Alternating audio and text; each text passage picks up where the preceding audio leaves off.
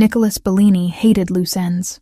That was the only reason he cut the Chicago deal short, closed negotiations 2 days ahead of schedule, and caught a red-eye back to Manhattan.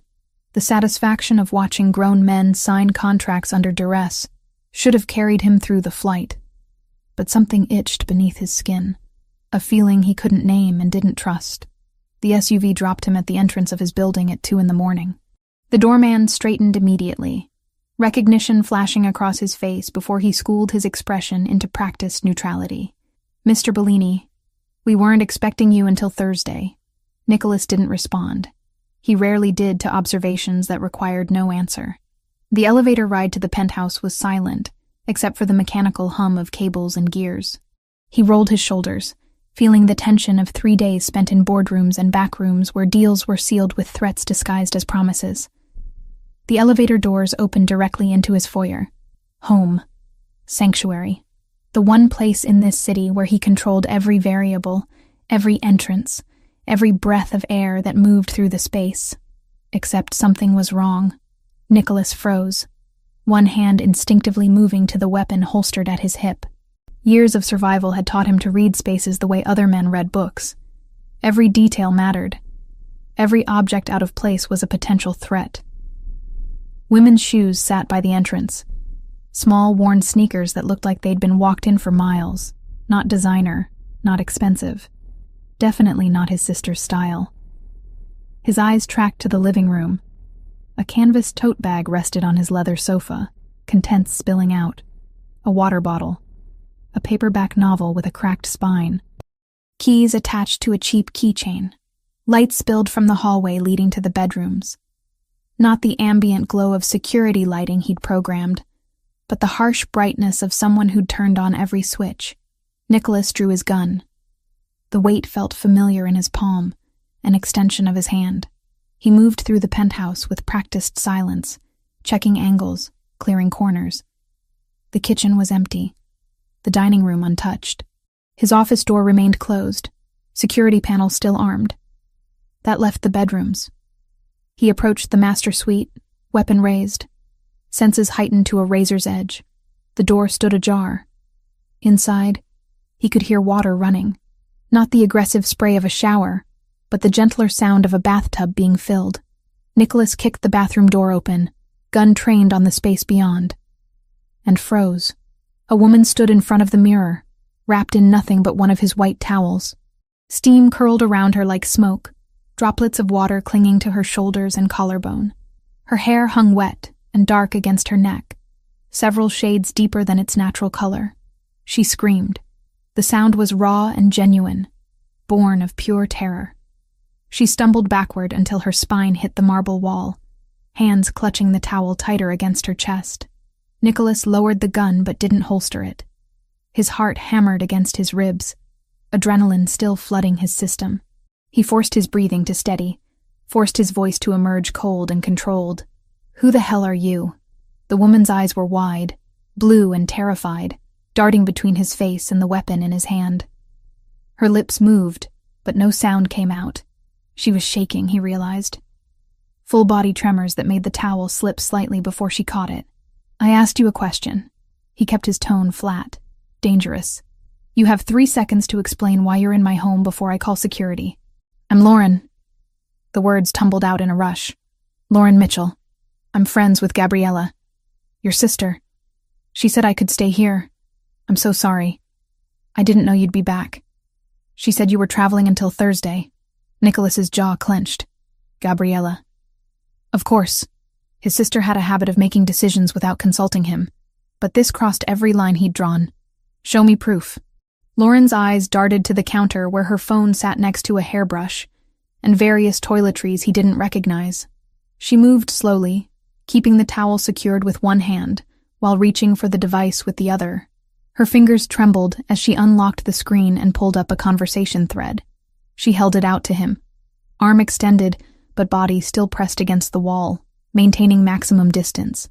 Nicholas holstered his weapon and took the phone. The messages were recent, time-stamped from 2 days ago. His sister's contact photo smiled up at him from the top of the screen, that same reckless grin Gabriella had been giving him since she was 6 years old. He scrolled through the conversation. Short, urgent messages from Lauren about needing somewhere safe. Gabriella's responses were immediate and certain. Use Nico's place. He won't mind. I have the spare key. Code is 4739. Stay as long as you need. She gave you the security code. His voice was granite. Yes. Lauren's response was barely a whisper, and didn't think to mention this to me. I think she tried to call you. She said you weren't answering. Nicholas's teeth ground together. He'd been in meetings, deep in negotiations where phones stayed off and attention remained absolute. Gabriella knew that. She'd made this decision anyway. Put a stranger in his home, compromised his security, and apparently thought he'd just accept it. He thrust the phone back at Lauren, who took it with still trembling fingers. Get dressed. I'm sorry? I'm not having this conversation while you're wrapped in a towel. Put clothes on. Now. She nodded quickly, edging along the wall toward the door. He stepped aside to let her pass, catching a hint of his own soap on her skin. She'd used his shower, his products, invaded the one space that was supposed to be entirely his. There are clothes in the guest room closet, he added, voice clipped. My sister keeps things here. Lauren disappeared down the hallway, moving fast. Nicholas heard the guest room door close, the lock engage. Smart. She should be afraid. She should be terrified of what she'd walked into. He pulled out his phone and called Gabriella. It rang 4 times before going to voicemail. He didn't leave a message. Instead, he fired off a text. Call me. Now. While he waited, Nicholas moved through the penthouse again, this time analyzing with different eyes. The shoes by the door weren't just worn. They were cheap, the kind bought out of necessity rather than choice. The contents of the tote bag told a story. Protein bars, a half-empty bottle of ibuprofen, the novel with its broken spine suggesting it had been read and reread, and in the living room, partially hidden beneath a throw pillow, he found a phone charger and wallet. He opened the wallet. Inside was a driver's license showing Lauren Mitchell's face. Younger, but recognizable.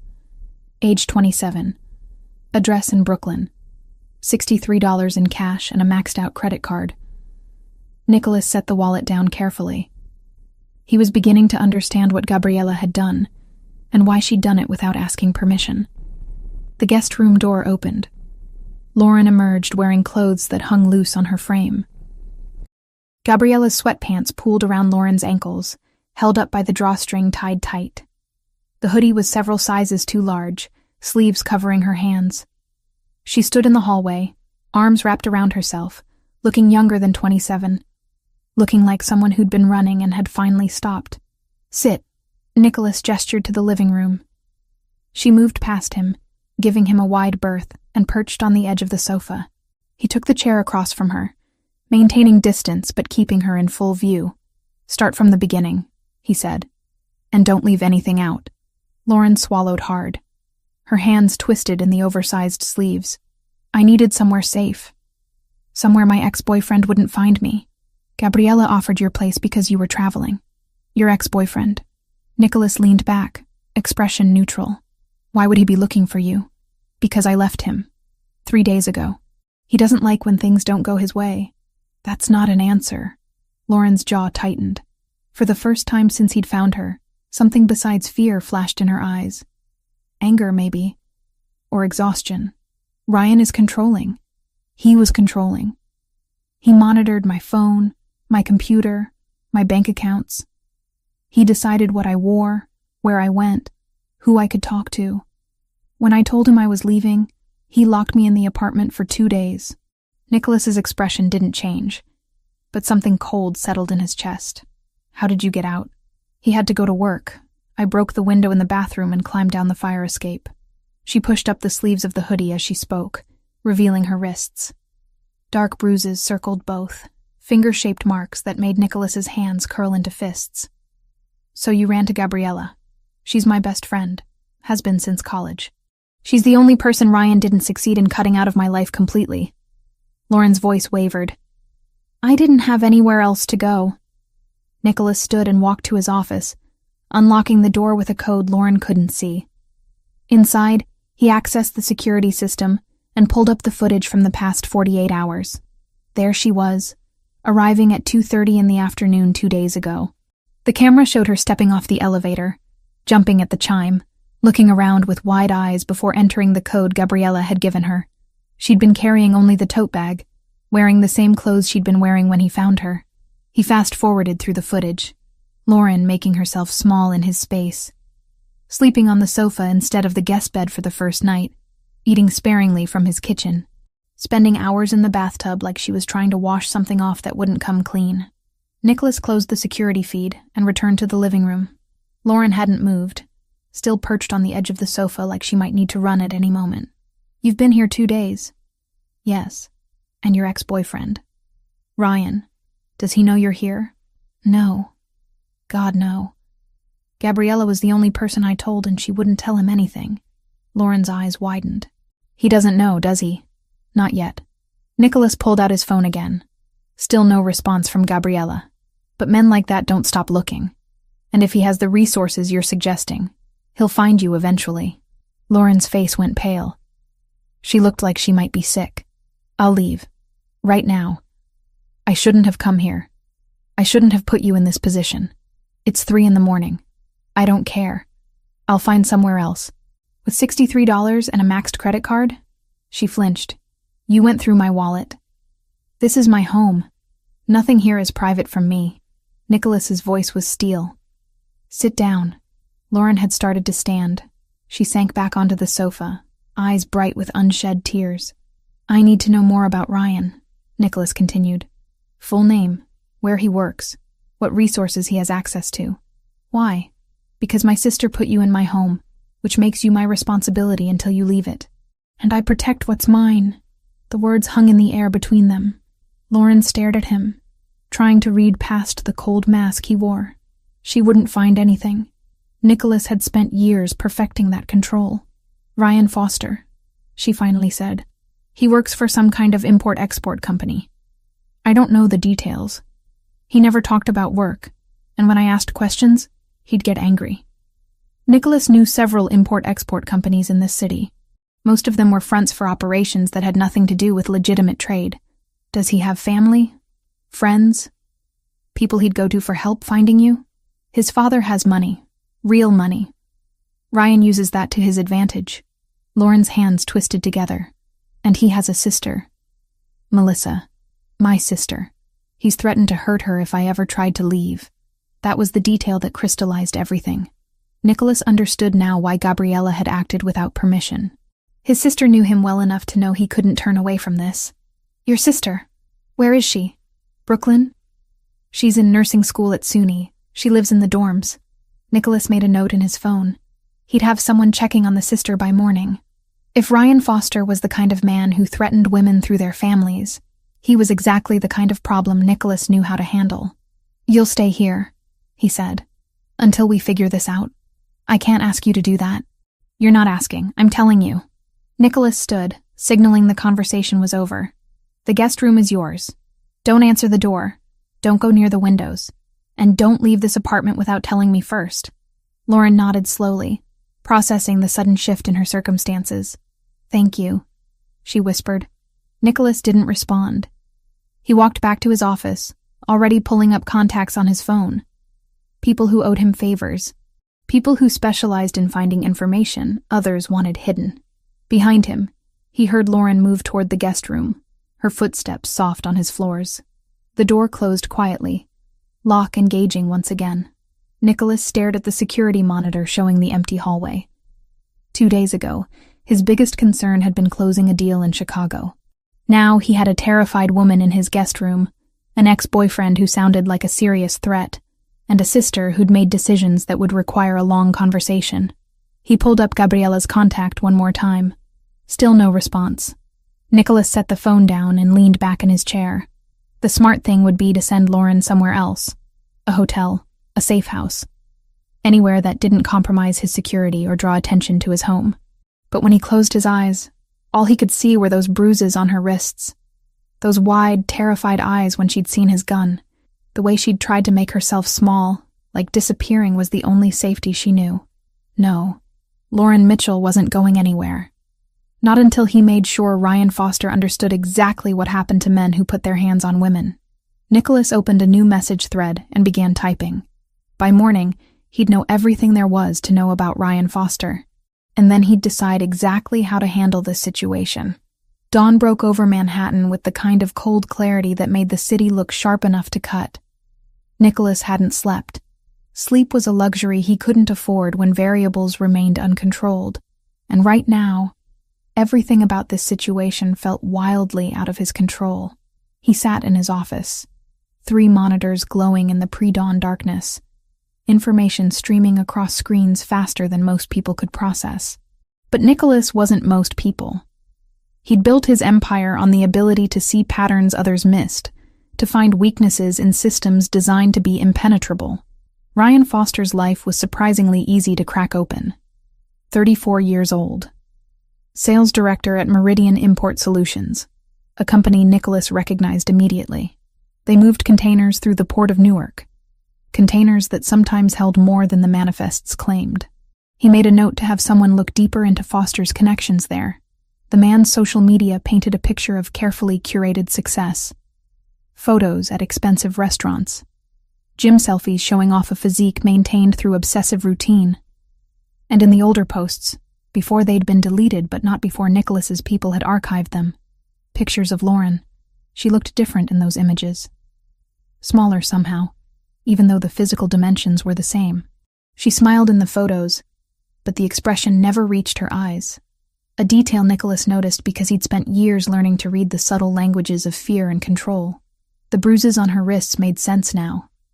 Ryan Foster was exactly the kind of man Nicholas had spent his adult life dealing with.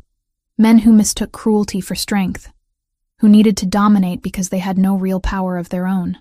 Nicholas opened a new search window and pulled up information on Melissa Mitchell. 23, nursing student, Dean's List every semester. She lived in a dormitory on the SUNY campus, a building with minimal security and too many access points. Easy target if Foster decided to use her as leverage. He picked up his phone and sent a message to Marco, one of his most reliable men. Need eyes on SUNY Brooklyn, dorm building C. Female student Melissa Mitchell. Discreet surveillance only. Report anyone showing unusual interest. The response came back within 2 minutes. On it, boss.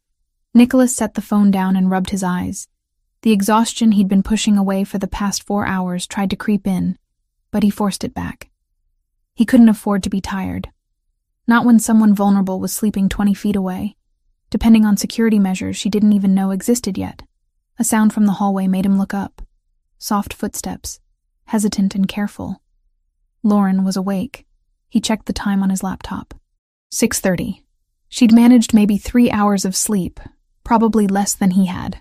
Nicholas stood and moved to the kitchen, a space he rarely used but kept immaculately stocked by his housekeeper. If Lauren was going to be here, she needed to eat. That much he could control. He found eggs, bread, coffee. Basic things. He wasn't a chef, but years of living alone before money solved most problems had taught him the fundamentals. By the time Lauren emerged from the guest room, dressed in the same oversized clothes from last night, he'd assembled something that resembled breakfast. She stopped in the doorway of the kitchen, taking in the scene with obvious surprise. Nicholas at the stove, 2 plates on the counter, coffee already brewing. You didn't have to do this, she said quietly. You need to eat. He slid one of the plates toward her without looking up from the pan. Sit. Lauren moved to one of the bar stools and sat slowly, like she expected the offer to be revoked at any moment. She picked up the fork and took a small bite of scrambled eggs, chewing carefully. Nicholas poured 2 cups of coffee and set one in front of her before taking his own to the opposite side of the counter. Physical distance. Necessary boundaries. Thank you, Lauren said after a moment of silence, for letting me stay, for all of this. Don't thank me yet. Nicholas's tone was flat. We need to establish some rules. She set down her fork, giving him her full attention. Those blue eyes were clearer this morning, less wild with fear, but still carrying a wariness that probably wouldn't fade for a long time. You don't leave this apartment, he continued. Not to go downstairs, not to check the mail, not for any reason unless I explicitly approve it first. Lauren nodded slowly. You don't answer the door. If someone rings the buzzer, you ignore it. My security knows not to let anyone up without my permission, but I don't take chances. Okay. Stay away from the windows. The glass is bulletproof, but that doesn't mean you should be visible from the street. He paused, making sure she understood the weight behind each instruction. These aren't suggestions, Lauren. They're requirements if you're going to be here. I understand. Her voice was steady, but her hands trembled slightly as she picked up the coffee cup. Nicholas watched her drink, noting the way she cupped the mug with both hands like she was trying to absorb its warmth. She wore no jewelry except a simple silver necklace with a small pendant that caught the morning light. I need to go out today, he said. Arrange some things. You'll be alone here for a few hours. I'll be fine. I'm also adding extra security to the building. You won't see them, but they'll be there. Lauren's brow furrowed slightly. Is that necessary?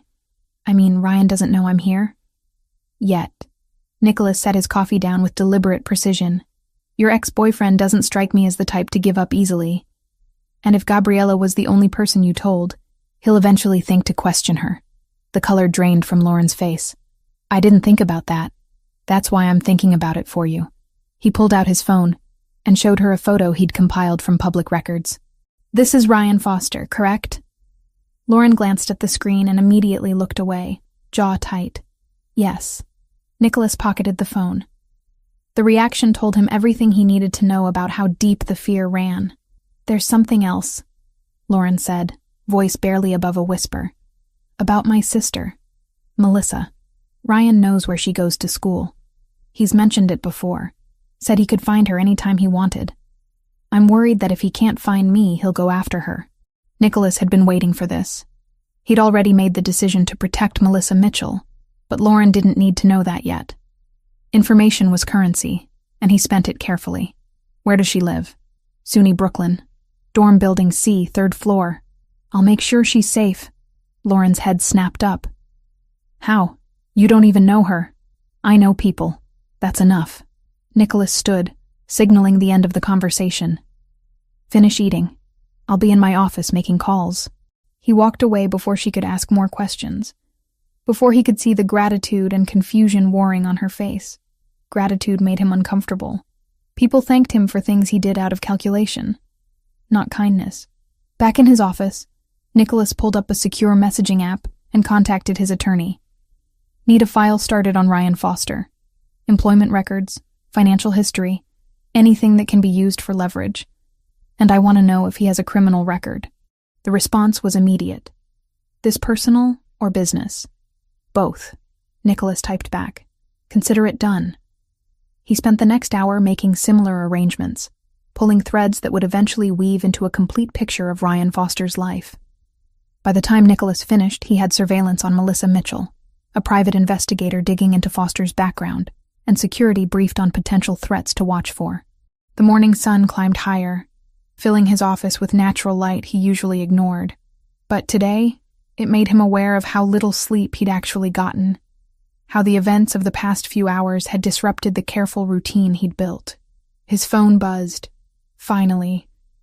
Gabriella. He answered on the first ring. Start talking. Good morning to you too, Nico. His sister's voice carried forced cheerfulness that immediately grated on his nerves.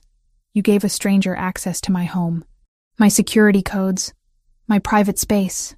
Nicholas kept his voice low, but the anger beneath it was unmistakable. Without asking.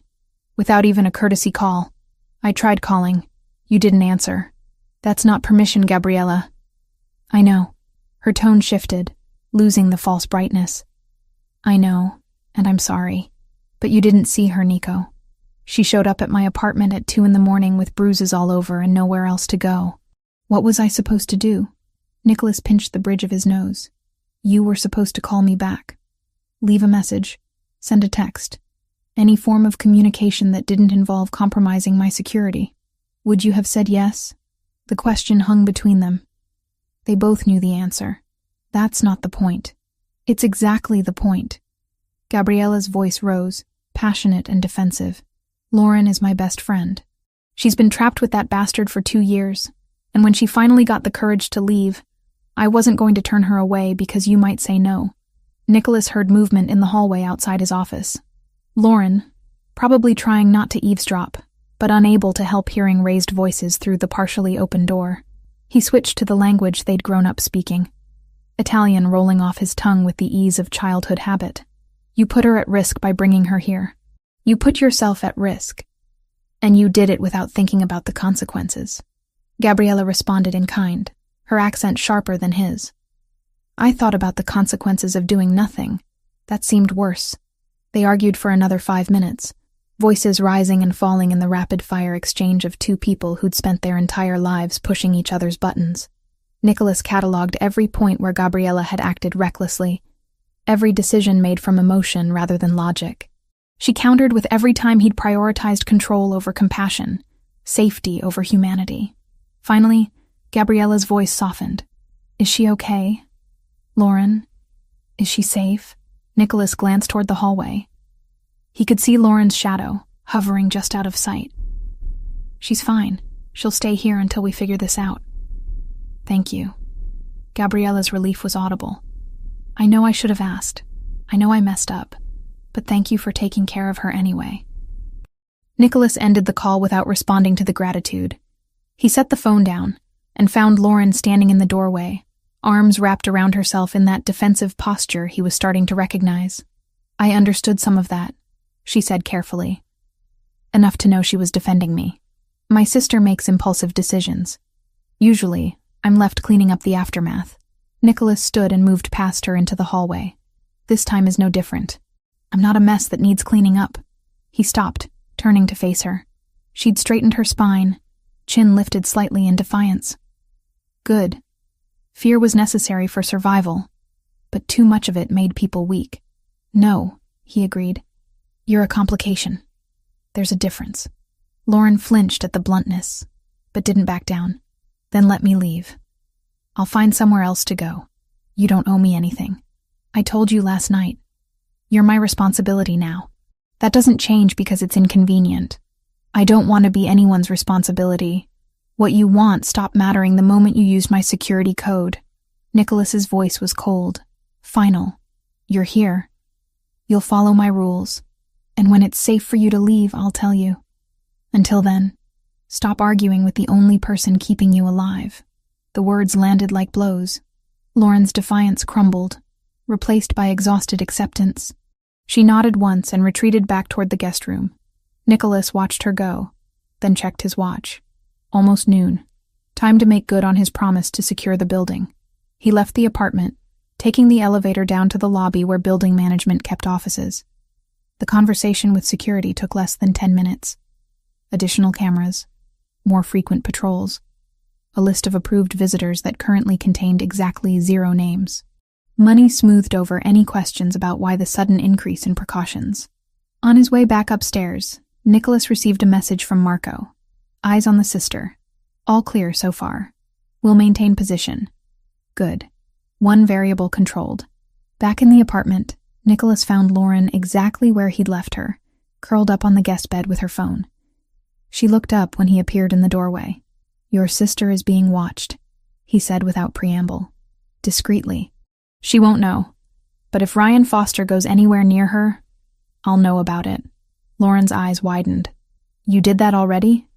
In the last few hours? I don't wait when it comes to security. Nicholas leaned against the doorframe. Your things. From your old apartment. I'm assuming you want them. I don't want to put anyone at risk by going back there. That's why you're not going. I'll send someone. Ryan might be watching the building. Let him watch. Nicholas pulled out his phone. Make a list of what you need. Essential items only. Someone will retrieve them when it's safe. Lauren hesitated, then started typing on her phone. After a minute, she showed him the screen. Clothes, toiletries, a few books, laptop, external hard drive with her work files. What kind of work? Nicholas asked. I teach art. Elementary school. Or I did. Lauren's expression clouded. Ryan made me quit last year. Said I was spending too much time with other people. Another detail that crystallized the full picture of Ryan Foster's control. Nicholas made a mental note to add it to the growing file. Send me that list. I'll handle it. He turned to leave, then paused. There's food in the kitchen. Help yourself. And Lauren? She looked up. Stop apologizing for existing here. It's exhausting. He left before she could respond, closing the door to his office and returning to the screens that showed him everything he needed to know about the world outside. Information flowed in throughout the afternoon. Foster had indeed hired a private investigator, a man named Reeves who specialized in finding people who didn't want to be found. Nicholas had files on Reeves within an hour, including details about 3 affairs, 2 gambling debts, and a daughter at Columbia who didn't know her father's line of work.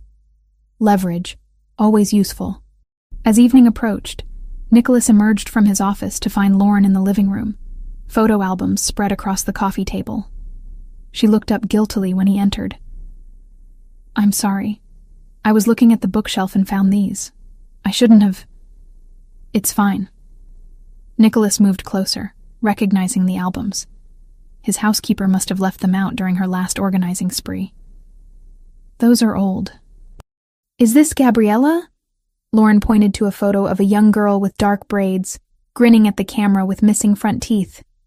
8 years old, just after she broke her arm trying to prove she could skateboard better than the boys in our neighborhood. A smile tugged at Lauren's lips. "That sounds like her." She flipped the page, revealing more photos. A teenage Nicholas, already tall and serious-eyed even then. Family gatherings, graduations, life documented in careful chronological order. "You looked so young here." Lauren touched a photo of Nicholas at 15. Suit ill-fitting, jaw set in a determined line. "That was my father's funeral." Nicholas's voice was neutral, fact without emotion. Lauren's hand jerked back like the photo had burned her. "I'm sorry. I didn't mean to. I told you to stop apologizing." He closed the album gently. It was a long time ago, but Lauren was looking at him differently now, seeing past the cold exterior to something underneath. The shift made Nicholas uncomfortable in a way he couldn't name. "I should start dinner," he said, retreating toward the kitchen. Lauren followed. "I can help. Do you know how to cook?" "Basic things. Ryan didn't like when I spent too much time in the kitchen. Said I was avoiding him." Nicholas pulled ingredients from the refrigerator without commenting on that particular detail. He was building a comprehensive understanding of Ryan Foster's methods of control, and each new piece of information made Nicholas's jaw clench tighter. They worked in silence, Lauren chopping vegetables while Nicholas handled the meat. It was strange having someone else in his space, moving through his kitchen, existing in the carefully controlled environment he'd built. Strange, but not entirely unwelcome. That thought bothered him more than he wanted to admit. They ate at the dining table, Lauren still swimming in Gabriella's oversized clothes, picking at her food with the appetite of someone who'd spent too long in survival mode. Nicholas watched her over the rim of his wine glass, noting details, the way she checked her phone every few minutes, the tension in her shoulders that never fully released, the dark circles under her eyes that makeup couldn't hide. "When's the last time you slept through the night?" he asked. Lauren looked up, startled by the personal question. "I don't know. Months, maybe. You're safe here. Sleep." That's easier said than done. Nicholas understood that better than she knew. Safety was a concept, not a feeling. It lived in the mind, and minds were hard to convince once fear had taken root. After dinner, Lauren retreated to the guest room while Nicholas returned to his office. He worked until past midnight, coordinating surveillance, reviewing files, building the case against Ryan Foster that would eventually make the man understand exactly how badly he'd miscalculated. Around 1 a.m, Nicholas heard the television turn on in the living room. He found Lauren there, curled up on the sofa with a throw blanket, watching some old movie with the volume low. "Can't sleep?" he asked. She shook her head. "Every time I close my eyes, I think I hear him." Outside the door, coming down the hallway. "I know it's not logical, but fear isn't logical." Nicholas sat in the chair across from her, maintaining the distance that seemed necessary. "It takes time to convince your brain that the threat is gone." "Is it gone? The threat?" "Not yet, but it will be." Lauren studied him in the dim light of the television. "Who are you, Nicholas Bellini?" "Someone who keeps his promises." "That's not an answer. It's the only one you need right now." She didn't push, just returned her attention to the screen. Nicholas stayed, telling himself he was monitoring the situation, ensuring she felt secure. But some deeper part of him, The part that wasn't entirely cold calculation recognized the truth. Lauren Mitchell had walked into his life by accident, but keeping her there was starting to feel like a choice. Eventually, she fell asleep on the sofa, breathing deep and even. Nicholas stood and retrieved a heavier blanket from the closet, draping it over her carefully. She stirred, but didn't wake, her face softening in sleep. He stood there longer than necessary, watching the rise and fall of her breathing, the way her hand curled beneath her chin like a child's. Vulnerable, trusting him in a way she shouldn't. Nicholas returned to his office and pulled up the surveillance feeds again. Melissa Mitchell's dorm building was quiet. His man in position across the street, Ryan Foster's apartment, showed no unusual activity. All variables accounted for, all threats monitored. But something had shifted in the past 24 hours. Something Nicholas couldn't control or predict. For the first time in years, someone else's safety mattered more than his own convenience. He wasn't sure what to do with that realization, so he did what he always did when emotions threatened control. He buried it under work, under strategy, under the cold logic that had kept him alive this long. Tomorrow would bring new complications. Tonight, at least, Lauren Mitchell could sleep without fear. Nicholas could handle one night. The third morning arrived with the peculiar rhythm of forced domesticity. Lauren woke to muted voices drifting through the penthouse, low and urgent. She lay still for a moment, orienting herself in the guest room that was beginning to feel less foreign. Cream-colored walls, floor-to-ceiling windows with blackout curtains she kept drawn, the distant hum of Manhattan traffic 43 stories below. She pulled on Gabriella's sweatshirt and padded barefoot down the hallway. Nicholas's office door stood partially open, warm light spilling across dark hardwood floors. His voice carried through the gap, speaking in rapid Italian that Lauren could only partially follow. Business, she assumed. Or the other things he did that fell into shadows she wasn't sure she wanted to understand. The kitchen was pristine, untouched since they'd cleaned up dinner the night before. Lauren moved through the space with growing confidence. No longer afraid to open cabinets or use the expensive espresso machine that probably cost more than her monthly rent used to be. She ground beans, the mechanical sound filling the silence, and watched dark liquid drip into 2 white ceramic cups. The conversation in the office stopped. Footsteps approached. Nicholas appeared in the doorway, phone still in his hand, dark hair slightly disheveled from running his fingers through it. He wore black dress pants and a white shirt, sleeves already rolled to his elbows despite the early hour. His eyes tracked to the coffee cups, then to her face. "You didn't have to do that," he said. "I wanted to be useful." Lauren slid 1 cup across the counter toward him. "Besides, you've made breakfast twice now. This is the least I can do." He picked up the cup and took a sip, eyes never leaving hers over the rim. "It's good. My one marketable skill, making coffee." She attempted a smile that felt brittle on her face. "Well, that and teaching 8-year-olds about finger painting. Though I'm currently unemployed, so maybe neither skill is particularly marketable." Nicholas set the cup down with deliberate care. "About that. Your job. Did you quit? Or did Ryan make you quit?" Lauren's grip tightened on her own cup. "Why does it matter?" "It matters." She looked away, studying the grain pattern in the marble countertop. "He said I was spending too much time with other people's children. That I was using work as an excuse to avoid him. He made me call the principal and resign while he listened on speakerphone." The muscle in Nicholas's jaw flexed, the only visible reaction to information that clearly affected him more than he showed. When was this? Last March, 13 months ago. The timeline was burned into her memory, another marker in the slow erosion of her life. After that, I wasn't allowed to leave the apartment without him. He said it was for my safety, that the neighborhood was dangerous. But really, it was just another way to keep track of where I was every minute of every day. Nicholas's phone buzzed against the counter. He glanced at the screen and his expression shifted, something cold and focused sliding into place. "That's my attorney," he said, already moving back toward his office. "Wait here." He disappeared through the doorway, and Lauren heard the conversation resume, this time in English, clipped and professional. She caught fragments. Legal implications, and filing false reports, and leverage if needed. Her stomach twisted. Whatever Nicholas was doing, it involved lawyers and strategy and resources she couldn't begin to comprehend. Part of her wanted to know every detail. Another part, the part still learning to trust, worried about what debts she might be accumulating without realizing it. 10 minutes later, Nicholas emerged with an expression that made Lauren's pulse spike. "What is it?" she asked. "What happened?" "Your ex-boyfriend filed a police report yesterday." Nicholas's voice was controlled, factual, claiming you stole $15,000 from him before you left. He circulated your photo to local precincts and hired a private investigator to find you. The room tilted slightly. Lauren gripped the edge of the counter to steady herself. "That's not true. I didn't take anything from him. I barely escaped with my purse." "I know." Nicholas moved closer, not touching, but solid and grounding in his certainty. "The report is fabricated. My attorney is already working on documentation to prove it, but that's not what concerns me right now.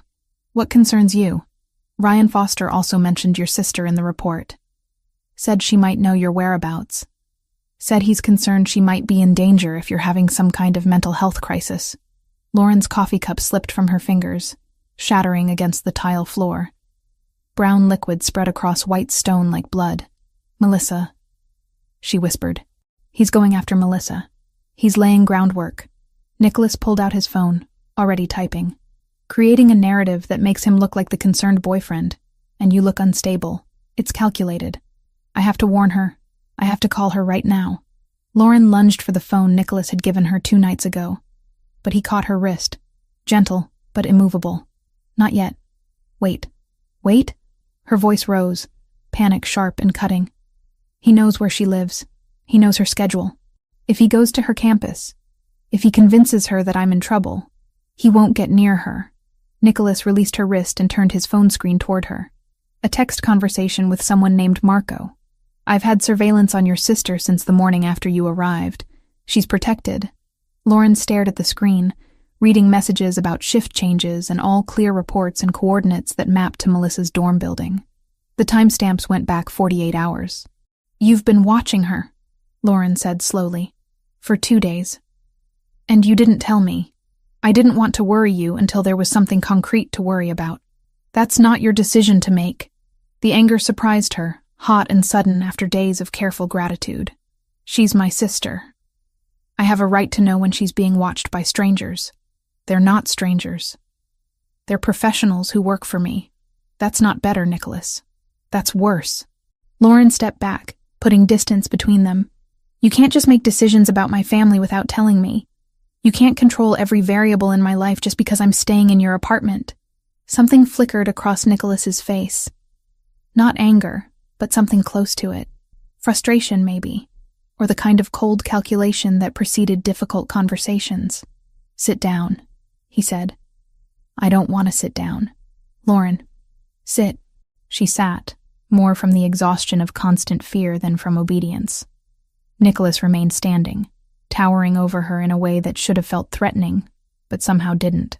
"I'm going to ask you questions," he began, "and I need you to answer them honestly, even if it's painful. Can you do that?" "Why?"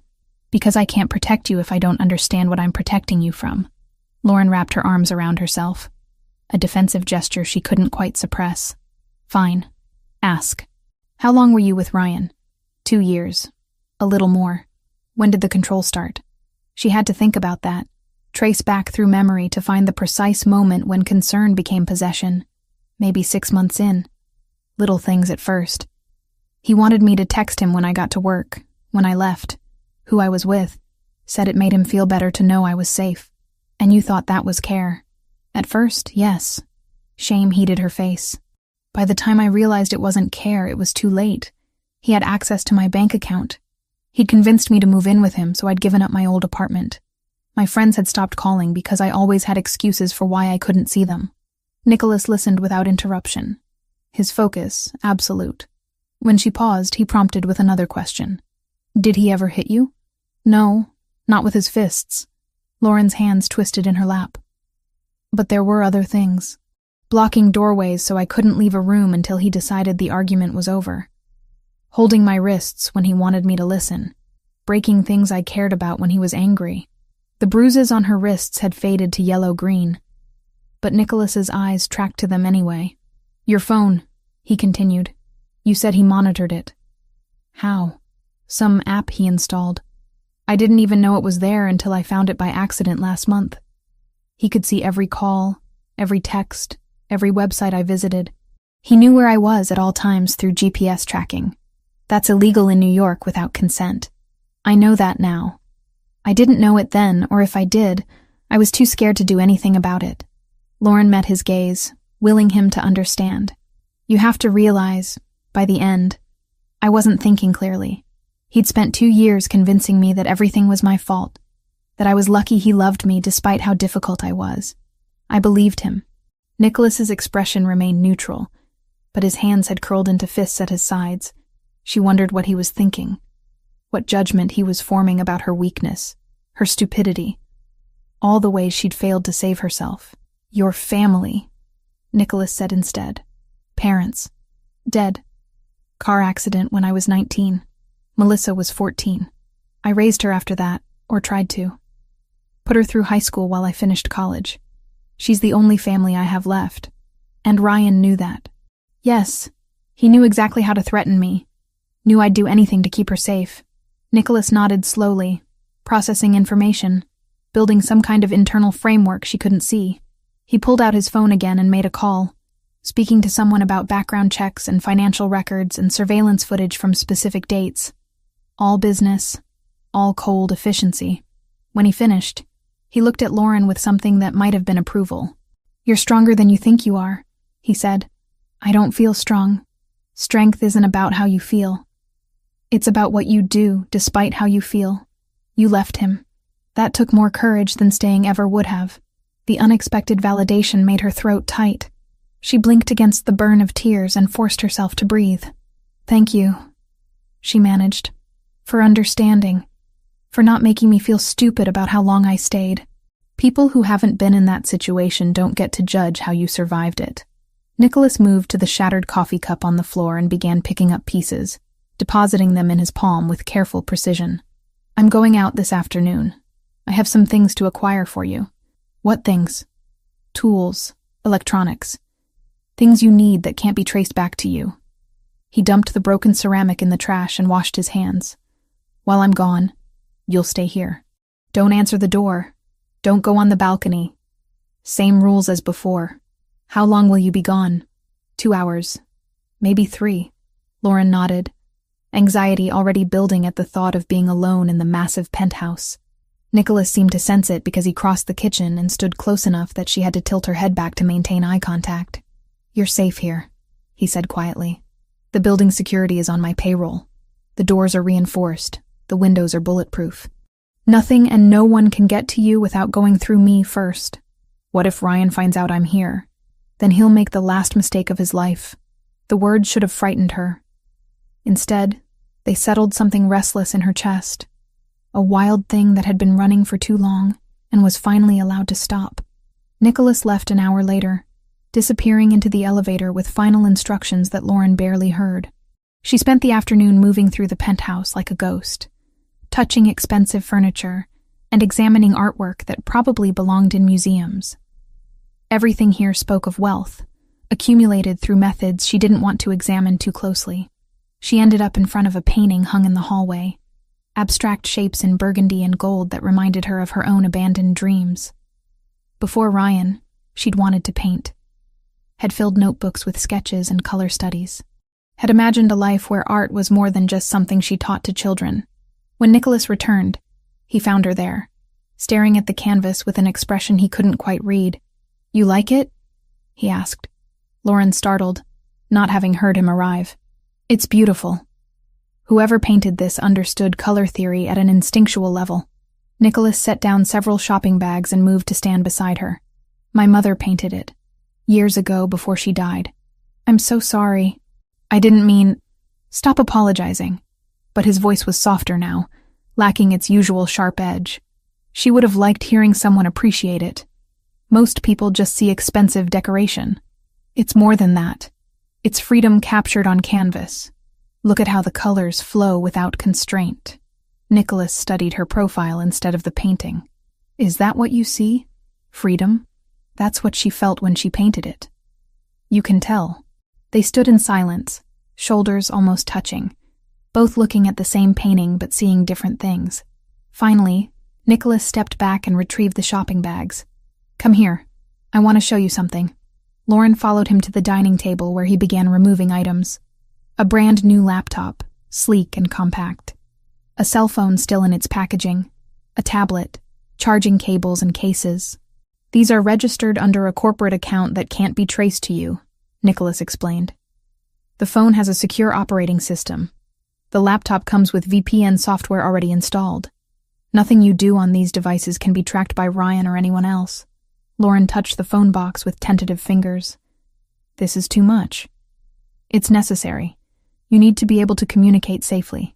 Check email. Look for jobs eventually. Live your life without constantly looking over your shoulder. I can't afford any of this.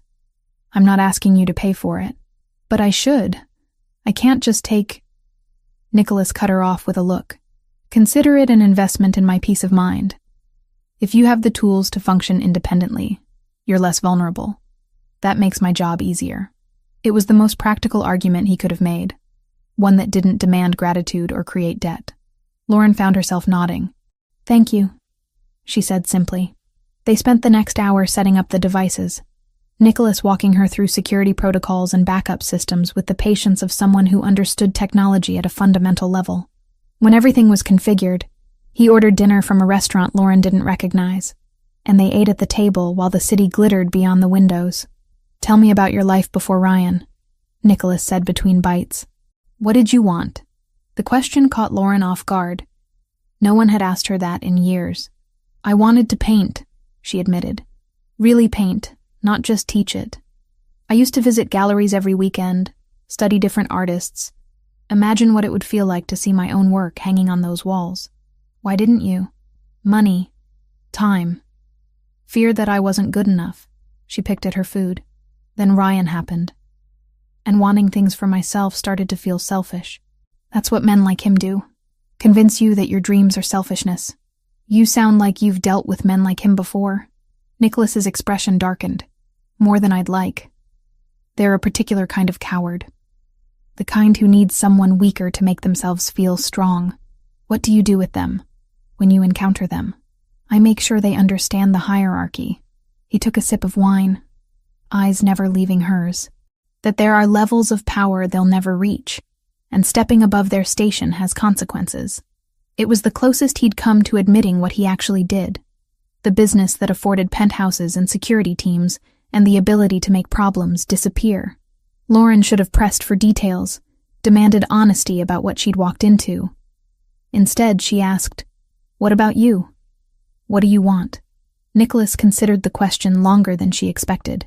"Control," he finally said, "of my time, my space, my decisions. I spent too many years having those things dictated by other people. Now I make sure no one has that power over me again. Is that why you live alone?" "It's why I've always lived alone. Until 3 days ago." The acknowledgement hung between them, heavy with implication. Lauren took a careful sip of her own wine, feeling the warmth spread through her chest. "Does it bother you?" she asked. "Having me here?" "It's an adjustment." Nicholas leaned back in his chair, but not an unwelcome one. They finished dinner with easier conversation, the kind that didn't carry the weight of trauma or threat. Lauren talked about museums she'd visited, artists who'd influenced her, the dream of having her own studio space someday. Nicholas listened with an attention that made her feel seen in a way she'd forgotten was possible. When they finally cleared the table, exhaustion pulled at Lauren's edges. She said goodnight and retreated to the guest room, but sleep remained elusive. The new phone sat on the nightstand, tempting and dangerous. She picked it up and navigated to a secure browser, typing her sister's name into a search engine before she could stop herself. Melissa's social media profiles were public, filled with photos of campus life and study groups, and the casual confidence of someone who didn't know danger was circling. Lauren's chest ached looking at her sister's smile, so young and unguarded. A soft knock on the door made her jump. "Come in," she called. Nicholas entered, carrying a steaming mug. "Thought you might want tea." "Chamomile. It helps with sleep." "How did you know I was awake?" "I heard you moving around." He set the mug on the nightstand. "What are you looking at?" Lauren turned the phone screen toward him, showing Melissa's latest post from 3 hours ago. A selfie in the dorm common room, textbooks spread around her. Caption reading, "Nursing school is trying to kill me, but at least the coffee is good." "She looks happy," Nicholas observed. "She doesn't know anything. About Ryan, about me being here, about men watching her from across the street." Lauren's voice cracked. "I hate that I brought this into her life." "You didn't bring this into her life. Ryan Foster did." Nicholas sat on the edge of the bed, maintaining appropriate distance. "And tomorrow, if you want, you can call her. Use the secure phone. Tell her what's happening. She deserves to know. Will she be safe if I contact her? The phone is untraceable, and my people will make sure she's protected whether she knows it or not." He stood to leave, then paused at the door. "Lauren, you're not alone in this anymore. Let that sink in." After he left, Lauren sat in the quiet dark, sipping tea that tasted like comfort and safety. Outside, Manhattan hummed with its restless energy. Inside, for the first time in longer than she could remember, the fear that usually kept her awake began to recede.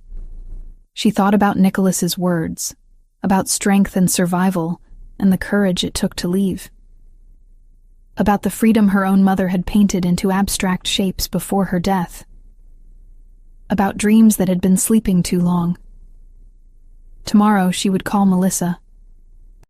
Tomorrow she would start rebuilding the pieces of herself that Ryan had systematically dismantled. Tonight, she would rest in the knowledge that someone was standing between her and the darkness, someone who understood control, but wielded it differently, who saw her weakness and didn't exploit it. Lauren finished the tea and set the empty mug aside. The new phone glowed softly on her nightstand, full of possibility and connection. She plugged it in to charge, and finally let her eyes close. In his office down the hall, Nicholas reviewed surveillance footage and updated files, and made plans for tomorrow's moves in a chess game Ryan Foster didn't even know he was losing. But part of his attention remained tuned to the hallway, to the woman sleeping in his guest room, to the shift happening inside him that had nothing to do with strategy and everything to do with something he'd spent years avoiding. He told himself it was just responsibility, just keeping a promise to his sister, just doing what needed to be done. But the truth was beginning to surface anyway, patient and inevitable as dawn.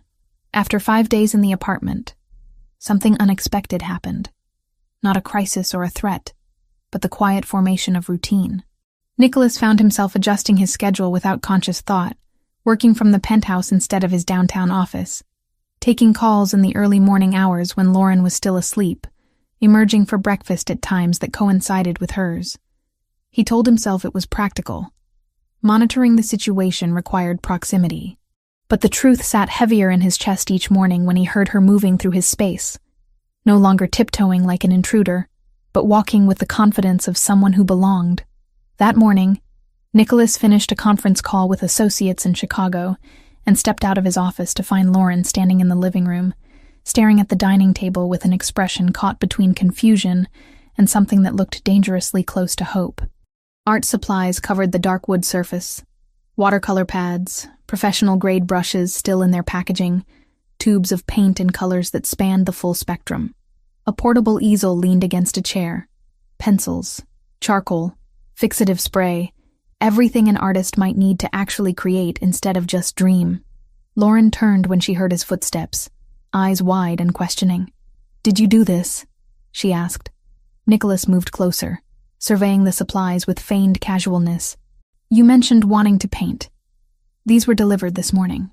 Nicholas, this is hundreds of dollars worth of materials. I can't accept—" "You're not accepting. You're using."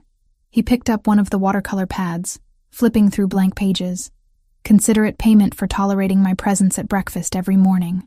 A laugh escaped her, surprised and genuine. "You're paying me to eat with you? I'm providing tools. What you do with them is your choice." He set the pad back down. "My housekeeper was going to throw out that corner of the guest room anyway. Might as well fill it with something useful." The lie was transparent, but Lauren didn't call him on it. Instead, she reached out and touched one of the brush handles with reverent fingers. "Thank you," she said softly. This means more than you know." Nicholas nodded once and retreated to his office, before the gratitude could settle too deeply. He had work to complete, calls to make, a situation to manage. The art supplies were strategic, a way to keep Lauren occupied and calm. Nothing more. He almost believed it. An hour later, his phone buzzed with a message from Marco. Old apartment clear. No surveillance detected. Safe to retrieve items. Nicholas stood and found Lauren in the guest room, already experimenting with the watercolors, testing colors on scrap paper with the focus of someone rediscovering a lost language. "Your apartment is clear," he said from the doorway. "We can get your things today." Lauren's head snapped up. "Really? You're sure it's safe? My people have been monitoring it for 48 hours. Ryan hasn't been near the building. Either he's given up on that location or he's looking elsewhere. Probably elsewhere." Lauren set down her brush. "He doesn't give up easily. Neither do I." Nicholas pulled out his phone. "I'm having Gabriella meet my driver there. She has your spare key, correct?" "Yes, but I should go." "I know where everything is. What's important? You're staying here." The familiar argument rose in Lauren's throat. Nicholas could see it building. But before she could launch into reasons why she should be allowed to leave the penthouse, his phone rang. Gabriella's name flashed on the screen. "Your sister has impeccable timing," he muttered, answering. "What?" "Good morning to you too, Nico." Gabriella's voice carried forced cheer. "I'm outside Lauren's old building. Your very intimidating driver is here. Should I be worried? Marco?" "He's harmless. He's 6'4" and hasn't smiled once. Like I said. Harmless." Nicholas switched to speakerphone. "You have the key?" "Yes. And I brought extra bags in case there's more than Lauren remembers." Papers rustled in the background. "Is she okay? Can I talk to her?" Nicholas held the phone toward Lauren, who took it with both hands. "Gabby, you don't have to do this." "Of course I do. What are friends for, if not breaking into abandoned apartments to steal back your stuff?" Gabriella's tone shifted, losing its lightness. "How are you, really? My brother isn't being too controlling, is he?" Lauren glanced at Nicholas, who made no attempt to hide that he was listening. "He's been good to me," Lauren said carefully. "Better than I deserve." "You deserve everything, Lauren. Don't forget that."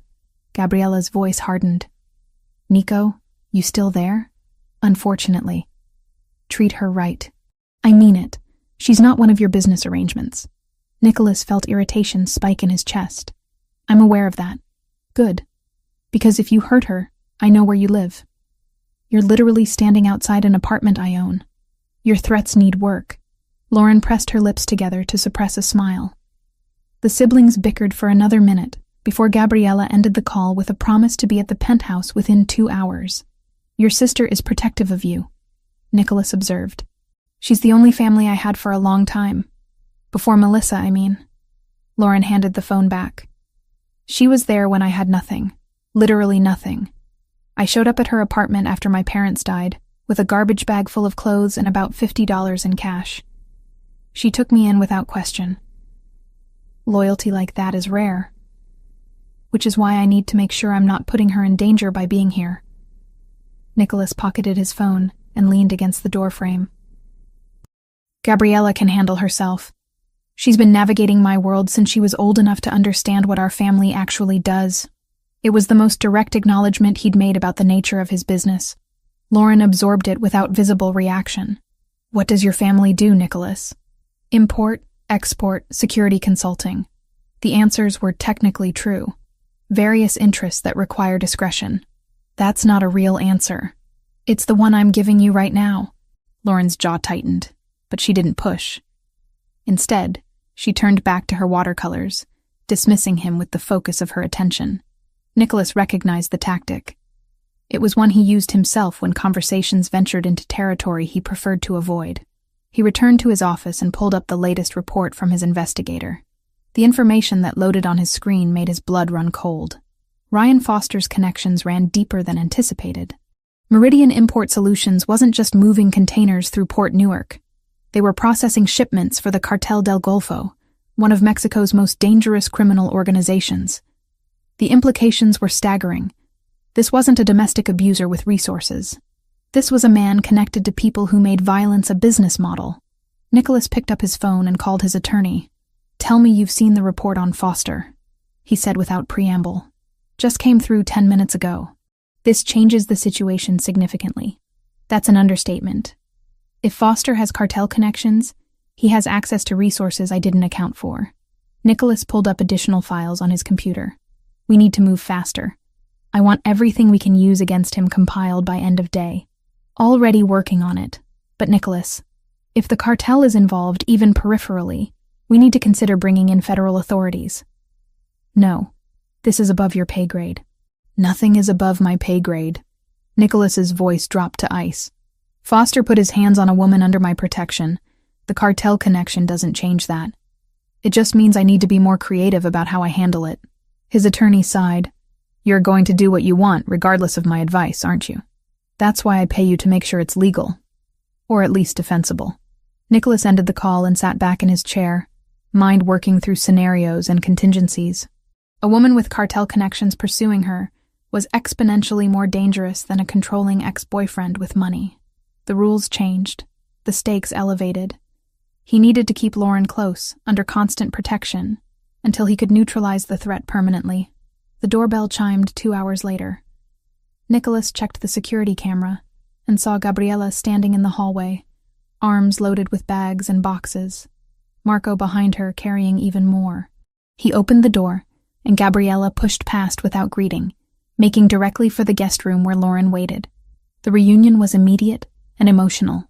Nicholas stood back and watched as the women embraced, Lauren dissolving into tears against Gabriella's shoulder. His sister murmured comfort in Spanish and Italian, mixing languages the way she always did when emotions ran high.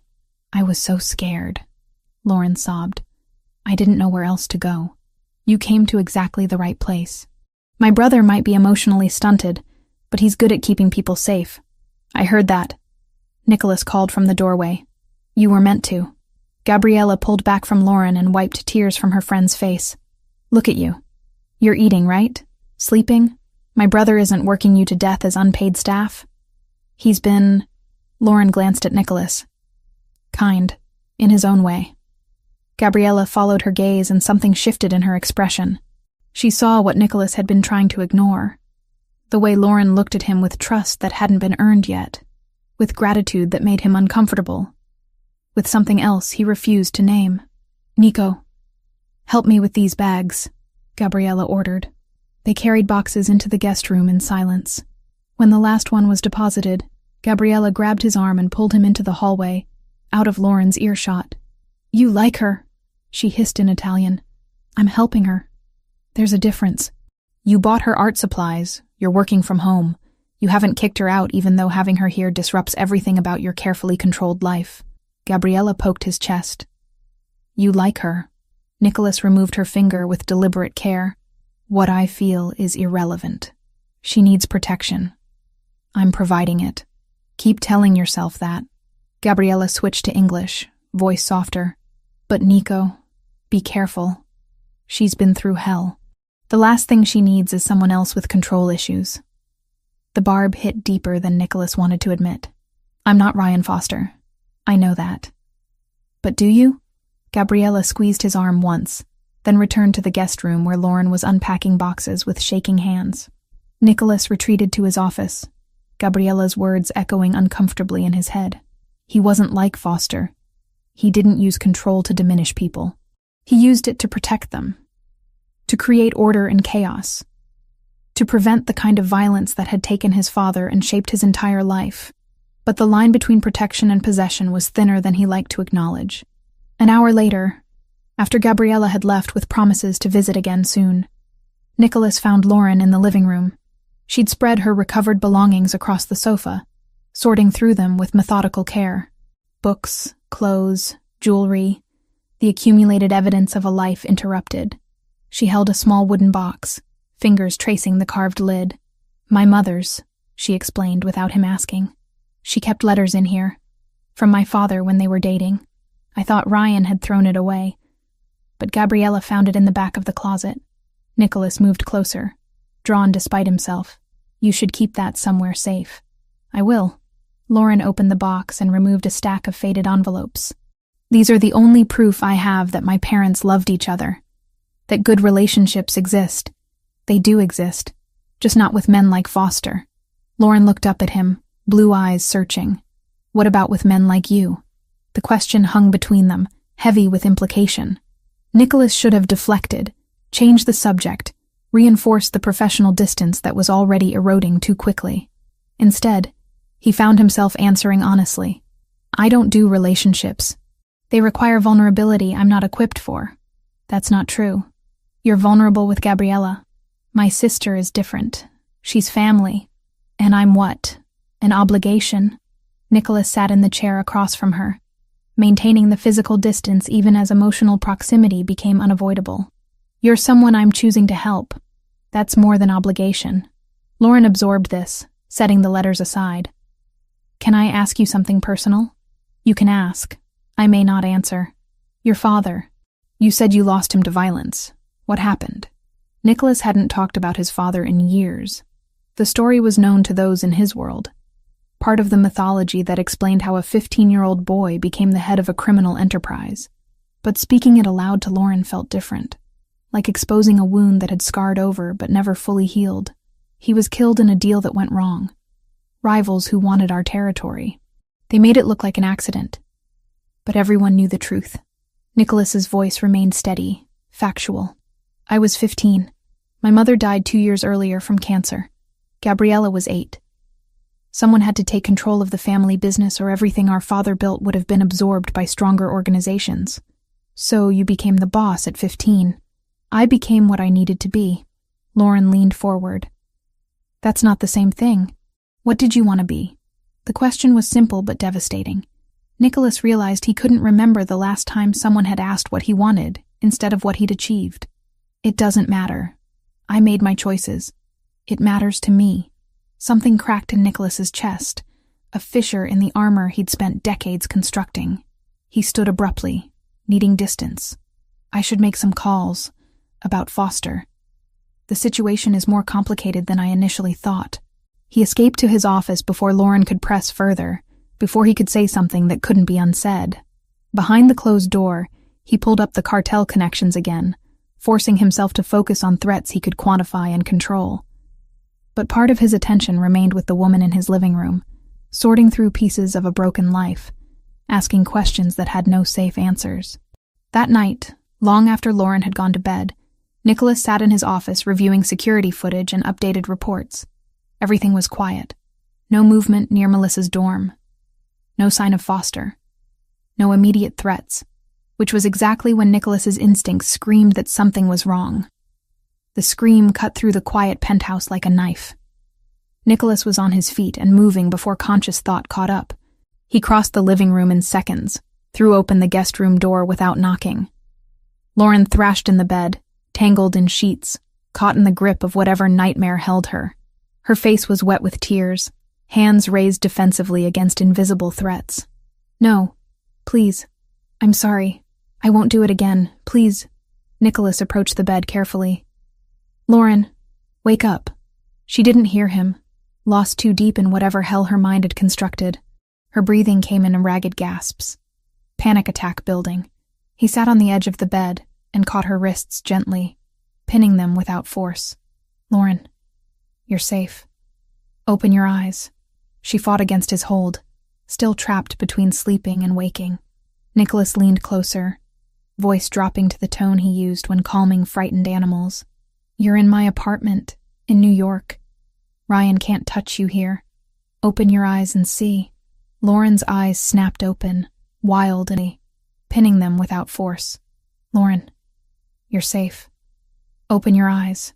She fought against his hold, still trapped between sleeping and waking. Nicholas leaned closer, voice dropping to the tone he used when calming frightened animals. You're in my apartment, in New York. Ryan can't touch you here. Open your eyes and see. Lauren's eyes snapped open, wild and unfocused. It took several seconds for recognition to filter through terror. When it did, she collapsed forward, sobbing against his chest. Nicholas held her, one hand cradling the back of her head while she shook apart in his arms. This was new territory. Comfort without calculation. Touch without agenda. He'd held his sister through nightmares when she was young. But this was different. Everything about Lauren was different. "I'm sorry," she gasped between sobs. "I'm so sorry, I didn't mean to wake you." "Stop apologizing." "He was here, in the dream. He found me and he was so angry. He's not here. I promise you, he's not here." Lauren's fingers clutched his shirt, holding on like he was the only solid thing in a shifting world. Nicholas adjusted his position, pulling her more fully into his arms, letting her weight rest against him. They stayed that way for long minutes, her breathing gradually slowing, his heartbeat steady against her ear. When she finally pulled back, her face was blotchy and swollen, but the terror had receded. "This happens every night," she admitted. "The nightmares. I didn't want you to know how broken I am. You're not broken. You're recovering. There's a difference." "It doesn't feel different." Nicholas brushed tear-dampened hair from her face, the gesture intimate and automatic. "Recovery isn't linear. Some nights will be worse than others. That doesn't mean you're not healing." Lauren looked at him with something that made his chest constrict. Trust, yes. Gratitude, certainly. But underneath those safe emotions lurked something more dangerous. Something that mirrored the feeling Nicholas had been trying to suppress for days. "Thank you," she whispered, "for not making me feel weak. You're the furthest thing from weak." He should have left then, returned to his office, restored the appropriate boundaries. Instead, Nicholas found himself asking, "Do you want me to stay? Until you fall asleep?" Lauren nodded, a small movement that carried enormous weight. Nicholas settled against the headboard, and Lauren curled into his side, head on his shoulder. He told himself it was temporary, just until she felt safe. But his arm wrapped around her anyway, holding her close while her breathing deepened and sleep reclaimed her. In the quiet darkness, with Lauren's warmth pressed against him and Manhattan's lights filtering through the windows, Nicholas admitted what he'd been denying since he found her in his bathroom, wearing nothing but a towel. This woman, with her trauma and her strength and her questions he couldn't answer, had become more than a responsibility. She'd become someone he couldn't imagine leaving. 2 days passed in a strange limbo after Nicholas held Lauren through her nightmare. Neither spoke about it directly, but the air between them had shifted, charged with something neither wanted to name. Nicholas found himself hyper-aware of her presence in ways that had nothing to do with security protocols. The sound of her moving through the apartment, the scent of watercolor paint mixing with coffee, the way she'd started leaving sketches on the dining table. Small glimpses into a mind gradually remembering how to create. He worked longer hours to avoid the pull, burying himself in reports and conference calls that stretched into evening. But when he emerged, Lauren was always there, present, real, disrupting the careful isolation he'd spent years perfecting. On the second morning, Nicholas came out of his office to find Lauren standing by the windows, phone pressed to her ear. She spoke in hushed tones that immediately put him on alert. When she ended the call, her shoulders were rigid with tension. "Who was that?" he asked. Lauren turned, startled. "Just researching hotels, extended stay places that might be affordable." Nicholas felt something cold settle in his chest. "Why would you need a hotel?" "Because I can't stay here forever, Nicholas. I've been here almost a week. You've done more than enough, and I need to start figuring out my own situation. Your situation is that a man with cartel connections is looking for you. A hotel won't change that." "Cartel?" Lauren's face went pale. "What are you talking about?" Nicholas cursed internally. He'd meant to tell her about the investigation results, but the timing had never felt right. Now the information spilled out without careful framing. Ryan's company processes shipments for the Cartel del Golfo. He has access to resources and people far beyond what a normal civilian could mobilize. Lauren sank onto the sofa, phone slipping from her fingers. Oh God. I knew his company was shady, but I didn't think, this is why you can't just move to a hotel and hope for the best. They have networks, informants, ways of finding people that don't show up on security cameras. Then what am I supposed to do? Her voice rose, frustration breaking through. Just hide in your apartment forever? Let you control every aspect of my life because it's safer that way? I've already done that with one man, Nicholas. I can't do it again. The comparison hit like a physical blow. Nicholas crossed the room and sat across from her, forcing himself to stay calm. I'm not him. I know that. But you're still making all my decisions. Where I can go, who I can talk to, what level of danger I'm allowed to understand. Lauren's hands twisted together. I appreciate everything you've done. I do, but I need to participate in my own life, even if that means taking risks you don't approve of.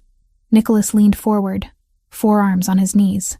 This isn't about approval. It's about keeping you alive. Is it? Or is it about you needing to be in control of every variable? The accuracy of the observation made him pause. He'd been asking himself the same question for days, unable to separate genuine protection from the compulsion to manage every aspect of his environment. Both, he admitted.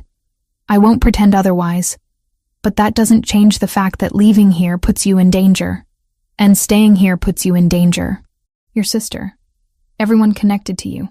Lauren stood and paced to the window. Maybe the hotel is the best option. Put distance between us before Ryan figures out I'm here.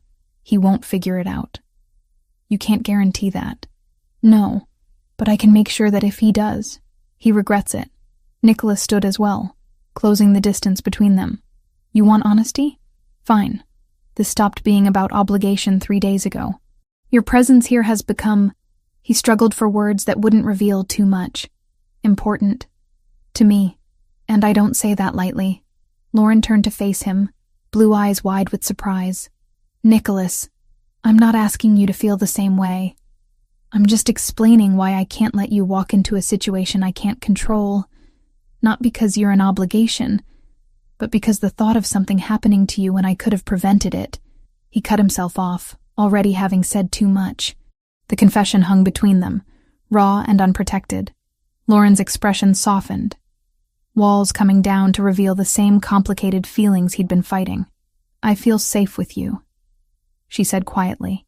For the first time in years, I'm not constantly afraid. That terrifies me almost as much as Ryan does. Because I don't know what happens when this is over, when I'm no longer in danger, and there's no reason for me to be here. Nicholas reached out and tucked a strand of hair behind her ear, the gesture achingly familiar after 2 nights ago. Then we'll figure that out when the time comes. That's not a plan. No, but it's honest. Lauren leaned into his touch, just slightly, and Nicholas felt the moment stretch taut with possibility. He was about to say something more, something that would cross the careful lines he'd drawn, when his phone exploded with noise. Marco's name flashed on the screen. Nicholas answered immediately. Years of training pushing personal feelings aside. Talk to me. Boss, we have a problem. Foster was just spotted at SUNY Brooklyn. He approached the sisters' dorm building 20 minutes ago. Campus security turned him away, but he's circling the area. Looks like he's planning another approach. Ice flooded Nicholas's veins. Where is she now? Still in her dorm. We have eyes on all exits. He won't get near her, but he knows where she is now. Nicholas processed the information with mechanical efficiency. Maintain position. I'm sending additional support. And Marco? If he tries to enter that building, you have my permission to intervene directly. He ended the call and found Lauren staring at him with growing panic. What happened? Is it Melissa? Ryan was at her campus. He was turned away, but he knows where she lives now. Nicholas was already moving, pulling up contacts on his phone. He's escalating. I need to call her. Right now. She needs to know. Use the secure phone. Nicholas handed her the device he'd given her days ago. Tell her what's happening. Tell her there are people watching out for her, but she needs to be careful. Lauren's hands shook as she dialed. Nicholas could hear the phone ring once, twice, 3 times before a young voice answered. Lauren? Oh my God, I've been so worried. You haven't answered any of my texts. Melissa, listen to me. Lauren's voice cracked. I need you to stay calm. But there's something you need to know. Nicholas moved to his office and began making calls, mobilizing resources, creating layers of protection around a young woman he'd never met, but who mattered because she mattered to Lauren. Within 10 minutes, he doubled the surveillance team, alerted campus security through back channels, and arranged for an unmarked car to be available if Melissa needed immediate extraction. When he returned to the living room, Lauren was still on the phone, but her face had shifted from panic to confusion. "What do you mean you've noticed them?" Lauren asked. "What men?" Nicholas could hear Melissa's response through the speaker. "There's been this guy in a black jacket who's always across from my building, and another one who sits in the library even though he never opens a book. They're not creepy or anything, just present, like security or something." Lauren's eyes found Nicholas's. Understanding dawned slowly, followed by something that looked like wonder mixed with exasperation. "They're there to protect you," Lauren said. "They work for someone I trust." "Protect me from what?" "From Ryan. He's been looking for me, and I was worried he might try to use you to find me." Melissa's voice hardened with anger. "That bastard. I knew something was wrong when you disappeared. Are you safe?" "Where are you?" "I'm safe. I can't tell you where, but I'm safe. And now you know about the security. If you see Ryan, if he tries to approach you, you call the police immediately, and then you call this number." Lauren rattled off Nicholas's private line from memory. "Someone will come get you within minutes." They talked for another 10 minutes, Lauren reassuring her sister while Melissa asked questions that Lauren couldn't fully answer. When the call finally ended, Lauren sat motionless, phone clutched in both hands. "You've been protecting her this whole time," she said. "Since the first night I was here." "Yes. And you didn't tell me because you thought I'd worry." "Yes." Lauren stood and moved toward him, each step deliberate. When she reached him, she didn't stop until they were inches apart. "Thank you," she said simply. "For keeping her safe, for letting me call her, for all of it." Nicholas resisted the urge to pull her closer. Ryan being at her campus changes things. He's getting desperate. "What are you going to do?" "What I should have done days ago. Have a conversation with him that makes our positions very clear." "Nicholas, this isn't negotiable, Lauren. He threatened your sister. That crosses a line he doesn't get to walk back from." He moved past her to his bedroom, changing into clothes that wouldn't show blood if the conversation became physical. When he emerged, Lauren blocked his path to the door. "You're going to hurt him. I'm going to make sure he understands that certain actions have consequences. Don't do something you'll regret because of me." Nicholas placed both hands on her shoulders, holding her gaze with intensity that left no room for misunderstanding. "I won't regret protecting you, or your sister, or making sure Ryan Foster never looks in your direction again." He released her and moved toward the elevator.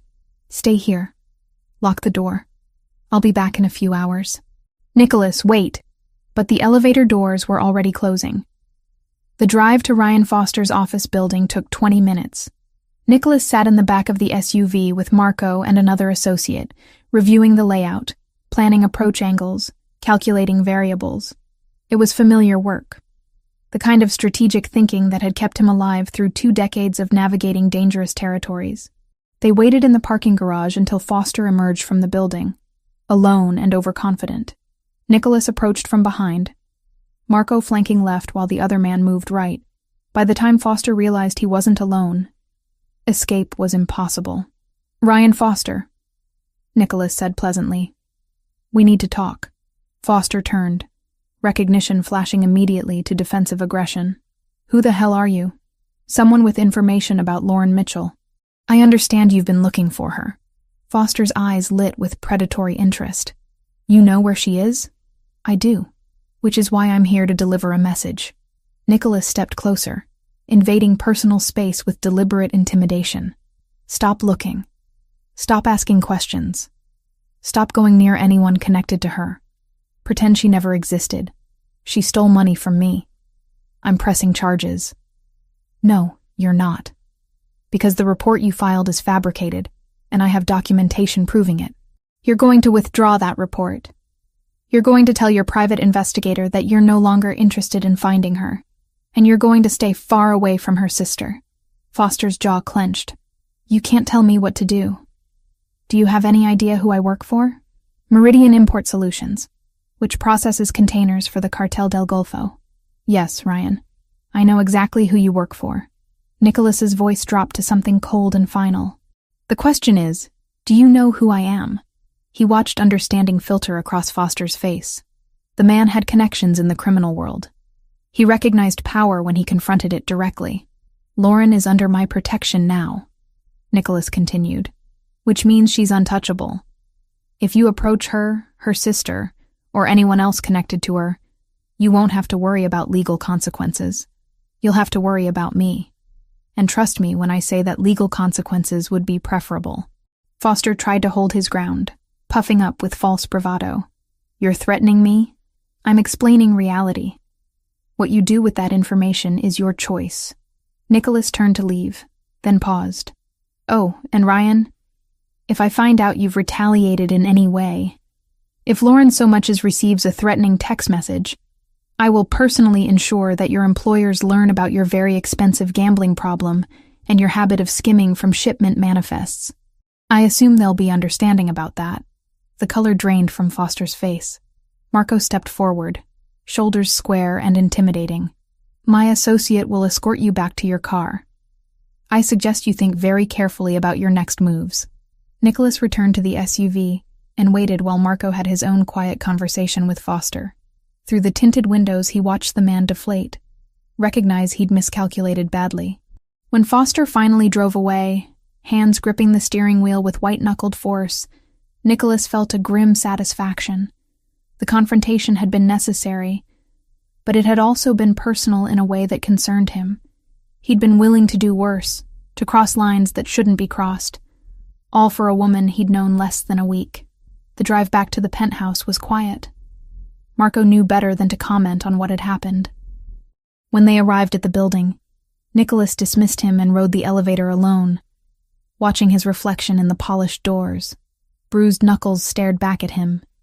He'd hit Foster once, just once, when the man had made a comment about Lauren that crossed from insult into territory that required physical response. The contact had been brief but satisfying. Lauren was waiting when he stepped into the apartment.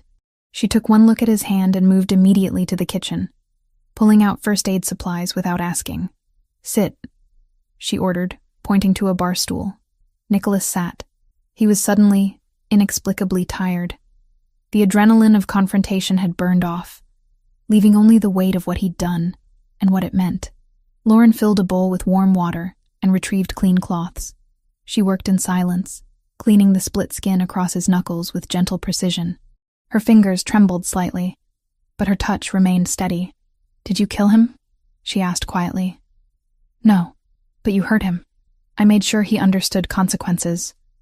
That required a level of physical emphasis." Nicholas watched her face, trying to read her reaction. "Does that frighten you?" "It should." Lauren rinsed the cloth and continued cleaning. "But it doesn't. Is that wrong?" "I don't know." She looked up, blue eyes meeting his. "What did you say to him?" "That you're under my protection.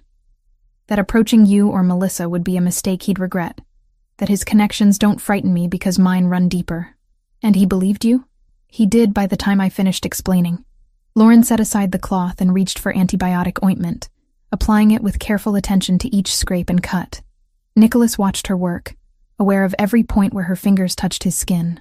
The intimacy of the moment exceeded anything explicitly romantic. A different kind of vulnerability emerging from violence, transformed into care. "Your hands are shaking," Nicholas observed. "I know." Lauren's voice was barely above a whisper. "I'm processing. Give me a minute." He gave her the time, watching emotions flicker across her face. Fear, relief, anger, gratitude, something else that made his chest tighten painfully. When she finally finished bandaging his hand, she didn't release it. Instead, her fingers traced the edge of the bandage, following the line where protection met damage. Nicholas caught her wrist gently, feeling her pulse flutter beneath his fingers. Fast, erratic, mirroring his own heartbeat. "Lauren," he said, not sure what came after her name, but needing to say it anyway. She looked up, and the distance between them suddenly felt insurmountable and non-existent at once. Nicholas leaned forward, drawn by gravity he couldn't fight anymore. Lauren's breath caught, lips parting in anticipation. They were inches apart when she pulled back abruptly, breaking contact. "I can't," she whispered. "Not yet. This is too much, too fast, and I don't trust my own judgment right now." Rejection stung, but Nicholas understood. She was right to be cautious. Nothing about this situation was normal or healthy. They'd been thrown together by crisis, forced into proximity that manufactured intimacy without foundation. "I understand," he said, releasing her wrist. Lauren stood and carried the first aid supplies back to their cabinet, movements jerky with suppressed emotion. When she turned back, tears tracked down her face. "It's not that I don't feel it," she said. "Whatever this is between us. I just need time to figure out if it's real or if it's just safety and gratitude and trauma bonding. Take all the time you need." "Even if that means I should leave? Find somewhere else once Ryan isn't a threat anymore?" The question cut deeper than Foster's face against his knuckles. Nicholas stood and moved to the window, putting physical distance between them. "If that's what you need, yes. I won't keep you here against your will. That's not an answer about what you want." Nicholas turned to face her. "What I want stopped being relevant the moment I found you in my bathroom. This is about what you need. What keeps you safe? What lets you heal?" Lauren wiped her eyes, smudging tears across her cheeks. "You're impossible. So I've been told." She left the room without another word, retreating to the guest bedroom and closing the door with careful softness.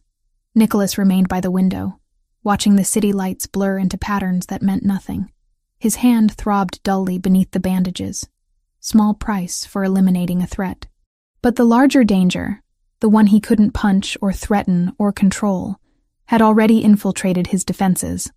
Lauren Mitchell had become the kind of complication that couldn't be solved with strategy or force. And Nicholas, for all his power and resources, had no idea how to protect himself from that. Nicholas woke before his alarm the next morning, the unfamiliar sensation of warmth against his side, anchoring him to the present instead of dragging him back into old nightmares. For a moment he lay still, eyes closed, cataloging details the way he always did. Soft breathing, the faint citrus scent of Lauren's shampoo on his pillow, a weight tucked into his right side, knee resting lightly over his leg, her hand splayed against his chest as if to reassure herself he was still there. He opened his eyes. Lauren slept deeply, face relaxed in a way he'd rarely seen when she was awake. The tightness in her jaw was gone. The little line between her brows, carved by months of constant vigilance, had smoothed. In the pale morning light, she looked younger than 27, and older than that all at once, like someone who'd lived several lifetimes compressed into a few brutal years. Nicholas knew he should move, detach, put space back where space belonged, but the idea of pulling away when she finally looked peaceful felt like another kind of cruelty. He let himself have one selfish minute. Just one. He memorized the way she fit against him, the way her fingers twitched slightly when he shifted his hand along the curve of her spine, the way her lips parted on a quiet exhale that stirred the fabric of his shirt. Then he gently untangled himself. Lauren murmured, but didn't wake as he slid from the bed. He stood for a moment, watching her roll to the warm spot he'd left, face burrowing into the pillow. The sight did something strange to his chest, an ache that had nothing to do with pain and everything to do with a vulnerability he usually kept locked down. He pulled on sweatpants and a t-shirt and left the bedroom, closing the door softly behind him. The routine helped. Coffee, emails, a brief call with his attorney to confirm that the paperwork from yesterday's meeting had been filed and accepted. The protective order was now official. The fabricated theft report expunged. On paper, at least, Ryan Foster had been pushed out of Lauren's life. The rest would take longer. By the time Lauren padded into the kitchen, barefoot and sleepy-eyed in one of his t-shirts and a pair of leggings Gabriella had retrieved from her old apartment, Nicholas had almost convinced himself he was back in control. Almost. "Morning," she said, voice rough with sleep. His gaze dropped automatically, taking in the shirt that hung a little too big on her frame, the way she tugged at the hem, as if suddenly aware of how it might look. The sight of her in his clothes hit him with more force than it should have, a quiet stake driven into ground he'd never meant to claim. "Morning," he replied, forcing his tone to remain even. "Coffee's ready." She crossed to the counter and poured herself a mug, fingers wrapping around it like she was anchoring herself to something solid. For a few minutes they moved around each other in the kitchen in a kind of domestic choreography that felt dangerously normal. Lauren took a sip and winced. "Still too strong." "It's not strong," Nicholas said. "You're just used to coffee-flavored milk." "You're a coffee snob," she countered. Admit it. Efficient caffeine delivery system. That's all it is. She smiled into her mug, and the simple expression punched through the armor he tried to put back on every morning. Silence settled between them. Not awkward, but weighted. Memories from the day before hung in the air. The meeting, her words to Ryan, the way she'd kissed him when they got home like she'd made a decision and was finally willing to own it. Lauren set her mug down carefully. So, he echoed. I just want to make sure we're on the same page about yesterday. She gestured vaguely between them. About what this is. You were very clear, Nicholas said, leaning on the island. You're choosing it, with conditions. Your pace, your calls. I meant that, she said, but I also know what your life looks like. I heard pieces of that meeting you had last night from your office. Something about shipments and territories and people who don't exactly solve disagreements with mediation. Nicholas held her gaze. He'd purposely left the office door slightly ajar, not by accident. If she was going to choose him, she needed to understand what that choice meant. You're not naive, he said gently. You've always known my business isn't clean. Knowing in theory and hearing real conversations are different things. Lauren lifted her mug again, fingers tapping against the ceramic. Yesterday I told Ryan I was choosing who stands next to me now. I meant that too. But if I stand next to you, I'm standing next to all of it. Yes. Is that what you want? She asked quietly. Me knowing? Really knowing? Because once I see it, I can't unsee it, and I won't pretend. He thought about lying, about offering some softened version of the truth that would make this easier. But he'd built a life on reading lies in other people. He refused to become someone she had to analyze like that. I'd rather you know exactly who I am than love some edited version of me that doesn't exist, he said. If you decide you can't accept it, I'll deal with that. But I won't build this on illusions. This, she repeated, rolling the word around like she was testing how it felt in her mouth. Okay. Then I need you to promise me something. That depends on the promise. If you ever ask me to look away from something I can't live with, I'll leave. Her voice was steady now. I don't mean disagreements about your work or your choices. I mean lines I can't cross. And I need you to accept that I have them. Nicholas studied her. There were the usual lines. No violence against children, no trafficking, no senseless cruelty. Lines he'd already drawn for his organization years ago. Non-negotiable boundaries that made his operation marginally less monstrous than others in the same world.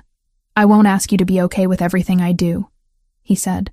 But there will be things I can't tell you, not because I don't trust you, but because knowing would put you in more danger.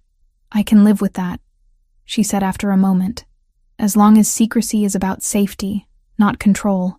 Fair distinction. Her shoulders eased slightly. Some of the tension that had crept in during the conversation melted away, replaced by something more fragile. Good, she said. Because my sister basically told me last night that if I broke it off with you because of your job after everything you've done, she'd kick my ass. That dragged a short laugh out of him. Melissa said that? Not in those exact words, but close. Lauren tilted her head. She likes you. She doesn't know me. She knows enough. That you protected her before you even met her. That you let me decide whether to face Ryan. That you didn't blow up and make the hearing about posturing or power. She pays attention. So do you, he said. Occupational hazard. Teachers notice everything. Lauren stepped back from the island and stretched, wincing as muscles pulled tight. Speaking of occupational hazards, your sister texted about coming over. Today? In about an hour. She held up her phone. She apparently needs to see with her own eyes that I'm not just Stockholm syndroming my way through some MAFIA version of a gilded cage. Nicholas exhaled. Of course she does. He spent the next hour catching up on messages while Lauren disappeared into the guest room to change. When the doorbell finally chimed, he checked the camera out of habit. Gabriella stood in the hallway, wearing black jeans, ankle boots, and a rust-colored blouse that made her look like she'd stepped out of a fashion shoot rather than a midtown subway station. Her expression, however, was anything but polished. Determined was the word that came to mind. Nicholas opened the door before she could knock a second time. You look tired, she said by way of greeting. You look like trouble.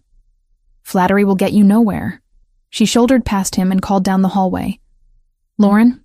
I brought overpriced pastries and opinions. Lauren emerged a moment later, hair pulled into a low ponytail, wearing dark jeans and a soft beige sweater that somehow made her eyes look even bluer. She smiled when she saw Gabriella, a real smile that reached her eyes. "You made it," Lauren said, stepping into an easy hug. "Obviously." Gabriella pulled back and held her at arm's length. "Let me look at you." Lauren submitted to the inspection without protest. After a second, Gabriella nodded, satisfied. "Color in your cheeks, no haunted raccoon eyes, wearing clothes that fit. My brother hasn't locked you in a dungeon yet. So far, so good." "There is no dungeon," Nicholas said dryly from behind them. "There might as well be," Gabriella shot back. "This entire building is a fortress." Nicholas let the jab slide. It wasn't untrue. They gathered in the living room. Gabriella dropped a paper bag of pastries on the coffee table and kicked off her boots like she owned the place, curling up sideways on one end of the sofa. Lauren took the other end, tucking her legs under herself. Nicholas sat in the armchair opposite, automatically positioning himself so he could see both women and the front door without turning his head. Gabriella's gaze flicked between them, sharp and assessing. "So," she said, breaking off a piece of croissant, "are we going to pretend something hasn't shifted in here? Or are we all going to be adults and talk about it?" "Subtle," Nicholas muttered. Lauren flushed faintly. "We're figuring things out." "That's vague and unsatisfying," Gabriella said, "but I'll allow it for now." She turned to Nicholas. "Have you explained everything?" "I explained enough. Define enough. She knows what I do. The contours, if not the details." Gabriella narrowed her eyes. "And you understand what comes with him, right?" she asked Lauren. "Privacy will be a myth. People will make assumptions. There will be nights when he doesn't come home, and he won't be able to tell you where he was or what he was doing beyond handling things. Are you prepared for that?" Lauren met her gaze without flinching. "I'm prepared to make my own choices. That includes accepting there are parts of his life I won't have access to. I'd be lying if I said it didn't scare me, but it scares me less than the idea of going back to a life where every decision about my day was made for me." Gabriella looked at her brother. "You hear that? That's trust. Don't screw it up." "I'm aware of the stakes," Nicholas said. "You think you are," she replied, "but you have a habit of deciding what's best for everyone, and then acting like it's generosity instead of control." He absorbed the hit without reacting. Lauren watched them both, eyes moving between siblings like she was following a tennis match. "I told him," Lauren said to Gabriella, "if he ever asks me to ignore something I can't live with, I'll leave." "And he agreed?" "He didn't fight me on it," Lauren said, "which is a start." Gabriella leaned back against the cushions, studying Nicholas with the familiarity of someone who'd watched him build his empire brick by uncompromising brick. "You deserve to be happy, Nico," she said finally. "I've been saying that for years, but not at the cost of turning someone else into collateral damage. Even if that someone is willing." Lauren interjected softly. "I'm not collateral." "No," Gabriella agreed. "You're the first person he's let this close without an agenda attached. That's why I'm here, to make sure he understands what that means." Nicholas felt the conversation pressing against lines he wasn't ready to cross in front of Lauren. Not yet. He shifted to practical ground. "Speaking of agendas," he said, "there's something you both need to know. Foster appears to have taken the hint. He's bought a one-way ticket out of the country. My contacts say he's planning to set up in Mexico for a while, closer to the people he shouldn't have been playing games with from this side of the border." Lauren exhaled. "So he's actually leaving?" "It looks that way," Nicholas said. "He's withdrawn his complaint officially. The protective order stands here, but jurisdiction gets messy once he crosses a border. The good news is, men like him don't fare well when they're no longer the ones holding all the power in a room. He'll have his hands full staying useful and alive. Hunting you will drop on his priority list. Will he ever come back?" Melissa's voice wasn't here, but Lauren's question carried her sister's fear too. "Possibly. But by then, a lot of other things will be in place. Documentation. Witness statements. The file my attorney is building doesn't disappear just because he changes his address." Lauren nodded slowly. "I don't feel as light as I thought I would hearing that." "That's normal," Gabriella said. It doesn't all evaporate because he got on a plane. Trauma doesn't check calendars. I know. Lauren gave a small, humorless smile, but I'm trying to let it feel like at least the door is closed. Maybe not locked, but closed. Nicholas watched her, the way she spoke about doors now. Open, closed, locked. Language of boundaries. Language he understood too well. After Gabriella left in the afternoon with a final, lingering hug for Lauren and a pointed, wordless look for Nicholas that conveyed volumes, the apartment felt quieter, but not empty. Different from the early days when Lauren had tried to take up as little space as possible. Now, her presence filled rooms even when she wasn't in them. Nicholas found her an hour later in his office doorway, leaning against the frame. "Can I come in?" she asked. "You don't need permission." "I think we both know that's not entirely true," she said, lips quirking. "This room feels different, like your brain externalized." He glanced around at the carefully organized chaos. Screens, files in neat stacks, maps on one wall with pins and strings marking routes, territories, operations. She wasn't wrong. "Fair assessment," he said. She stepped inside, studying the maps first. "Is that all?" "Business," he confirmed. "Supply lines, distribution channels. Some things you don't want detailed explanations for." "Probably not," she agreed. Then, after a pause, "Show me what you can." He considered the request. Trust was a double-edged blade in his line of work, but she'd already been drawn in whether he liked it or not. Keeping her ignorant wouldn't keep her safe. It would just make her easier to blindside. Nicholas pulled one of the pins from a port city on the map and traced a line inland. "This is a route we stopped using 2 years ago when a rival family decided they wanted a cut. We don't operate there now. Too volatile." "By operate, you mean?" "Move things," he said. "Sometimes legitimate goods, sometimes not." "Do you ever feel guilty?" she asked, not accusing, just curious. "About the not things?" "I feel responsible," he said, "for doing it better than the people who would fill the vacuum if we disappeared." "Better," she repeated. "Safer? Less indiscriminate," he said. "You won't believe me if I say we have rules, but we do. Lines we don't cross, people we don't touch. Women like me?" she asked quietly. "Women like you," he said. "Children. People who didn't consent to being in the game." She nodded slowly. "Okay, I can't say that makes it easy to swallow, but it makes it less impossible." He let that sit. Then he changed the subject. "Your sister called earlier," he said. Lauren's head snapped up. "Is she okay?" "Fine. She wanted to confirm she can still visit next weekend. Something about a real dinner that doesn't come in takeout containers." Lauren relaxed a fraction. "She's been on this kick since nursing school started about learning to cook actual meals that aren't microwavable. She threatened to stage an intervention if I tried to live on cereal and toast again." Nicholas allowed himself a small smile. "She's welcome here, with some ground rules." "Which are?" "No social media posts from inside the apartment. No tagging locations when she's with you.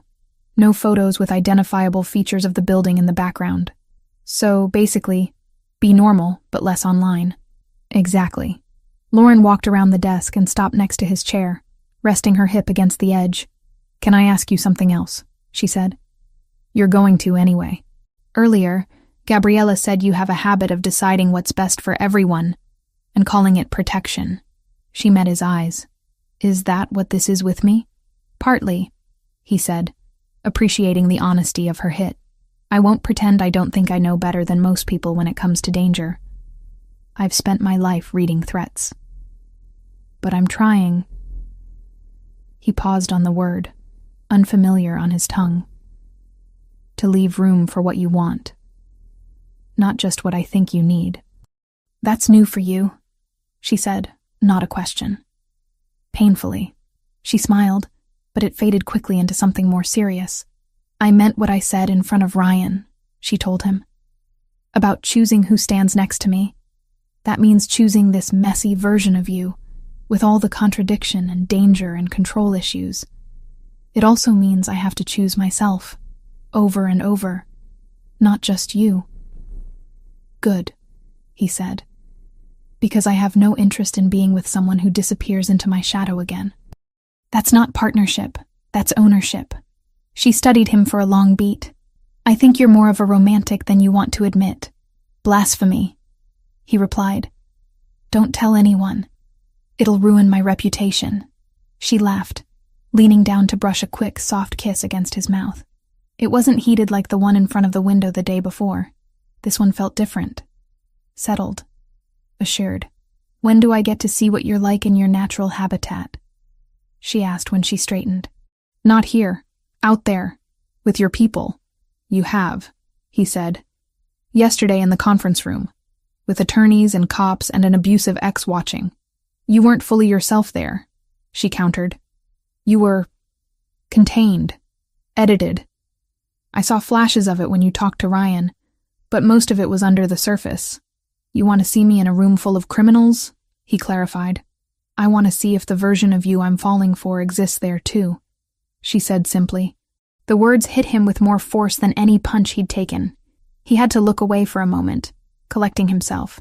There's a meeting tonight, he admitted eventually. Not here. At one of the restaurants. Front of house business. No guns on tables.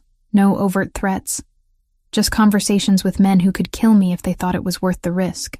Sounds relaxing, she said. It's not where I'd normally bring someone He stopped, the word hovering just out of reach. Someone I care about. But if you're serious about seeing my world, this is the least dangerous way to do it. She considered this. Will they know who I am? They'll know you're with me, he said. That will be enough. Is that safe for me? Safer than the alternative, he said.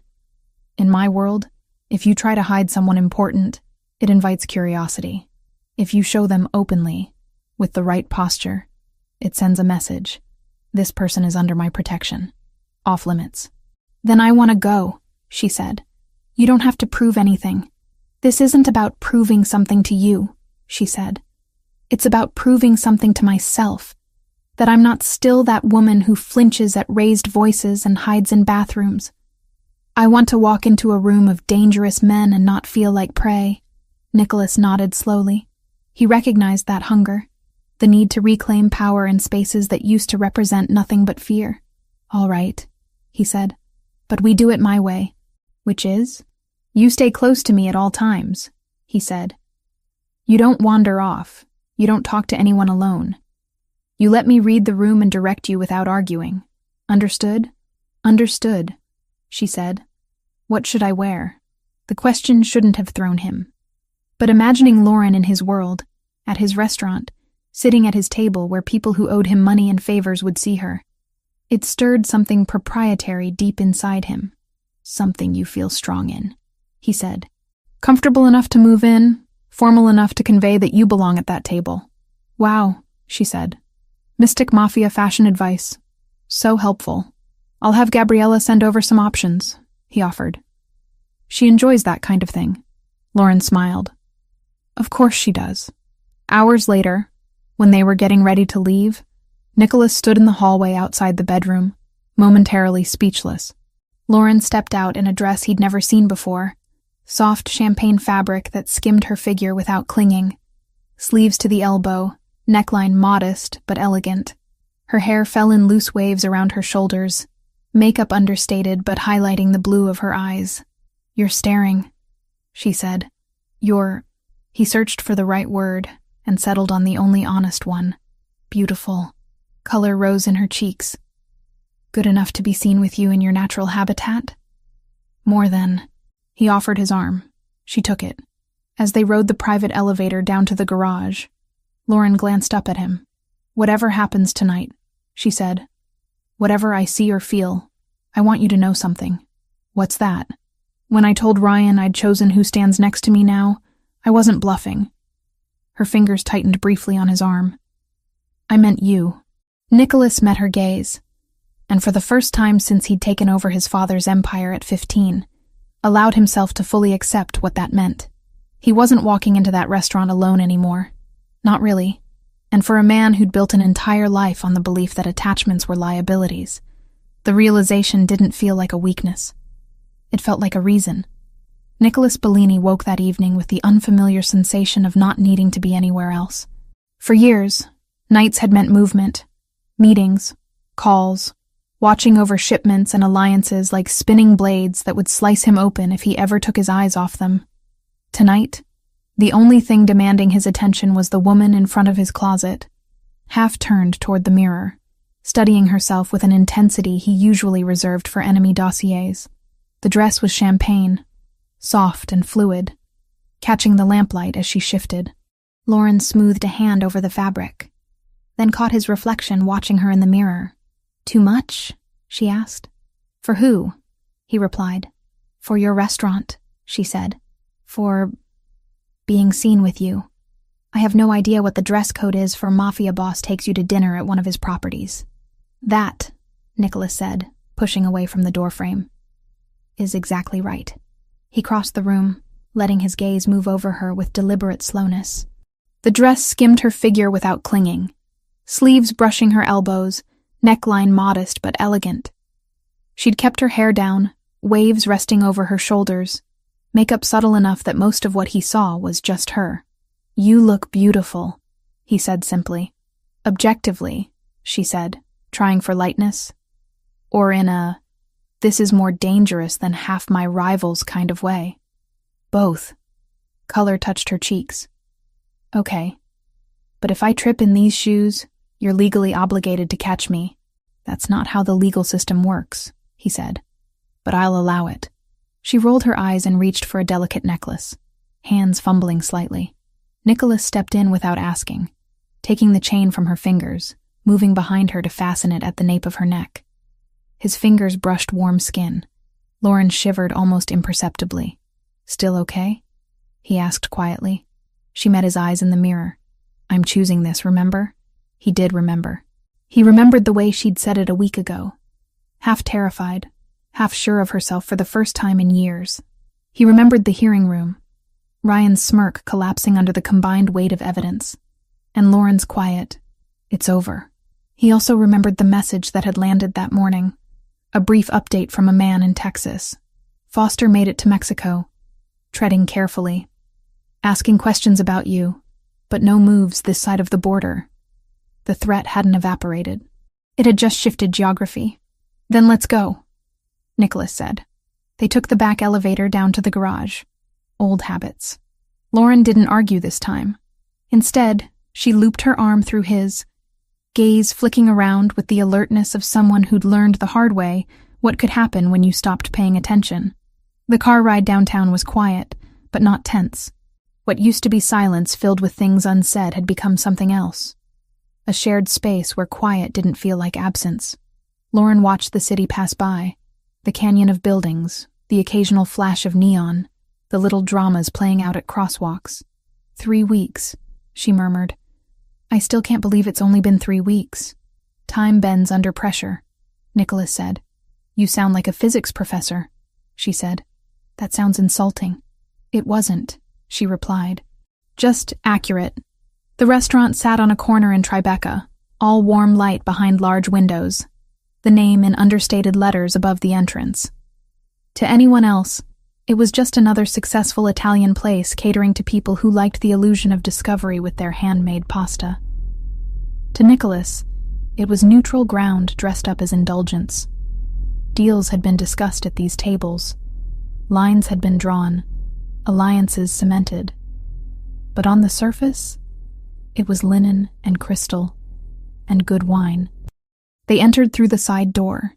Staff straightened when they saw him, posture shifting almost imperceptibly. A host approached, deference in every line. "Mr. Bellini," he said, "your table is ready."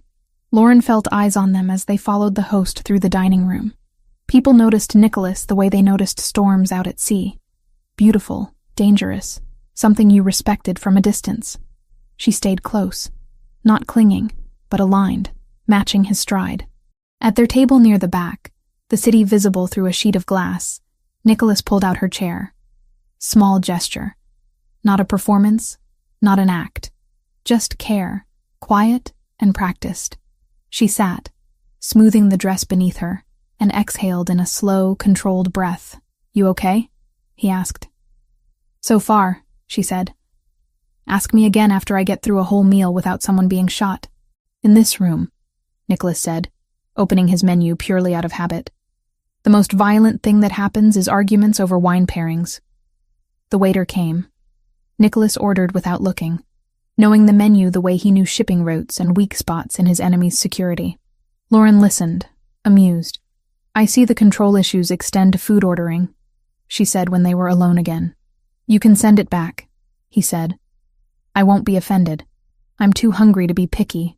She leaned back slightly, eyes roaming the room. Everyone looks so normal.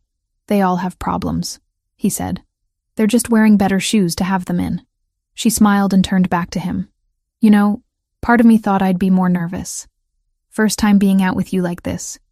Knowing what you really do when you put the nice suit away.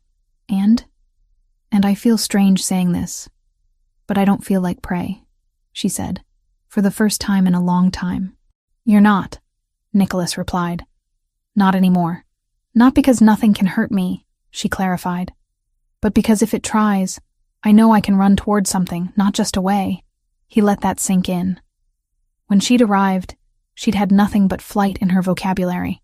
Now, fight had found its place again, not the kind that matched physical strength, but the quieter kind that chose to stand and speak and stay. Dinner unfolded with an ease that would have felt impossible a month ago. They talked about trivial things. Lauren's disastrous attempt at baking the day before. I didn't know it was possible to burn the inside and undercook the outside at the same time. And Nicholas's grudging admission that, as a teenager, he'd briefly wanted to become an architect before life had yanked that possibility away. Let me guess, Lauren said. You liked the idea of designing structures no one could break into. I liked the idea of building something that didn't require breaking anyone, he said. Do you still? She asked. Sometimes, he admitted. Then the phone rings. She considered that. Maybe this is that for you. This? This, she gestured vaguely between them. Us. Not something you built on threats or necessity or family politics. Just choice. He studied her. It terrifies me more than some of the men I've dealt with. Good, she said. Means you're taking it seriously. A shadow fell across the table. Nicholas's attention snapped up, instincts primed for interruption. Instead, he saw a man in his 50s, well-tailored, expression respectful, hands visible. Mr. Bellini, the man said with a nod. Apologies for intruding. Make it brief, Nicholas replied. Just wanted to say thank you for the favor last year. The inspectors never came back. The man's gaze flicked to Lauren. Curiosity there, but no threat. Enjoy your evening. Pay your bills on time, Nicholas said. You won't need favors. The man smiled, dipped his head again, and retreated. Lauren watched him go. He looked like a dentist, she said. He is, Nicholas replied. She frowned, more bemused than confused. I thought your dealings were more with men in dark alleys than people who fix cavities. Crime is more banal than people think, he said. Everyone needs something. Everyone cuts corners somewhere. My job is making sure I know exactly where the corners are and who's cutting them. Sounds exhausting, she said. It is, he said. You make it less so. For once, Lauren didn't deflect. She just reached across the table and brushed the back of his bandaged hand with her fingers, a touch so light it might as well have been a promise. On the way out later, she didn't cling to his arm because she was afraid. She walked next to him because she chose to, head high, eyes steady. In the car, she kicked off her heels and groaned in relief. Your world needs more comfortable shoes, she said. My world doesn't notice shoes, he replied. Just posture. Well, my posture is protesting. He glanced at her bare feet, toes painted a soft chipped pink. Duly noted. They rode the elevator back up in companionable silence. When the doors opened into the penthouse, Lauren stepped out first, dress catching the light, hair slightly tousled from the wind outside. She stopped halfway into the living room. Something's different, she said. Nicholas followed her gaze. The space that had always felt precise and controlled now contained a new energy. It took her a moment to realize what had changed. The room at the far end of the hallway, once a glorified storage space, glowed with warm light spilling through a half-open door. "You did it," she said. "I said I would," he replied. She walked toward the room slowly, almost cautiously, like approaching something fragile. When she pushed the door open, the breath left her chest. Where there had once stood a treadmill and stacked boxes, now stood an artist's studio. A large easel dominated the center, canvas blank but waiting. Shelves lined one wall, stocked with paints arranged by color, brushes in jars, palettes, charcoal sticks, sketchbooks. A sturdy table hugged another wall, its surface protected by plastic, jars for water, rags folded neatly at one end. The overhead lighting had been changed, softened, angled to avoid harsh glare. A wide armchair sat in one corner with a throw over it, like someone had thought about not just working here, but staying. Lauren stepped inside as if afraid it might vanish if she moved too quickly. Her fingers brushed over the spine of a sketchbook, the smooth wood of the easel, the cool metal of a paint tube. "Nicholas," she whispered. "What is this? You told me you needed space," he said from the doorway. "Not just to be safe. To be you. This room wasn't doing anything important. But this is..." She turned slowly, eyes wide, voice breaking on the edge of disbelief. "This is a studio. This is my studio." "Yes," he said. "You did this while I was on the phone with Melissa. Then on the balcony," he said. "And earlier this week when you went with Gabriella to that art supply store. She's terrible at pretending she isn't planning something." Lauren let out a sound that was half laugh, half sob. "I thought she was just dragging me through every aisle because she likes spending other people's money." "That too," he said. "But she gave me a list." I supplemented. She moved to the easel, resting her hand flat against the blank canvas. "You know what this feels like? An invasion of your minimalist aesthetic?" he suggested. "Like no one has ever believed in my art enough to make physical room for it," she said. Until now. He didn't try to fill that silence. He'd learned enough in 3 weeks to know when words helped and when they cheapened something. After a long moment, she turned, eyes shining. "You realize what you've done, right?" she said. "Bought too many paint colors?" he asked. "Apparently there are 97 shades of blue. You made it harder for me to ever leave," she said softly. The honesty hit them both at once. "I don't want leaving to feel easy," he said, "but I want it to remain possible." She studied him. Really studied him. In the doorway of the room he'd given to her dreams. "Do you know how rare that is?" she asked. "What?" "Someone powerful who can say, 'I want you here, and I'll survive if you walk away,' in the same breath," she said. "Ryan would have burned my paintings if he thought they represented a life that didn't revolve around him." Nicholas's jaw tightened. "He'll never touch anything of yours again." "I know," she said, "because you already made sure of that." She crossed the room to him, stopping close enough that he could see the gold flecks in her blue eyes. "I need you to hear me," she said. "Really hear me. I'm listening. I can't promise this will always be easy," she said. "There will be days when your work scares me. When news headlines make me wonder what you aren't saying. When my old patterns try to drag me back into apology and gratitude for every kindness." She took his hand, laying it flat over her heart. "But I can promise this," she continued. "Every day I'm here, it's because I chose it. Not because I'm trapped. Not because I'm afraid of the alternative. Because this..." She gestured between them with her free hand. "Feels like my life. Mine." Even with all its danger and complexity, her heartbeat pressed steady against his palm, stronger than the first time he'd felt it, when she'd clutched his shirt in a nightmare. "And when you're not here?" he asked quietly. "I'll call," she said, "or text, or yell through the walls. Whatever level of melodrama the situation requires." He huffed out a short laugh, then sobered as she went on. "I want your world," she said. "Not all of it. Not the parts that would break me. But enough to know who I'm lying next to. Enough to not flinch when someone says your name in a way most people would find terrifying. And what do you want me to have of yours?" he asked. "All of it," she said. "The good, the broken. The mornings where I'm too tired to speak, and the nights when I can't stop painting.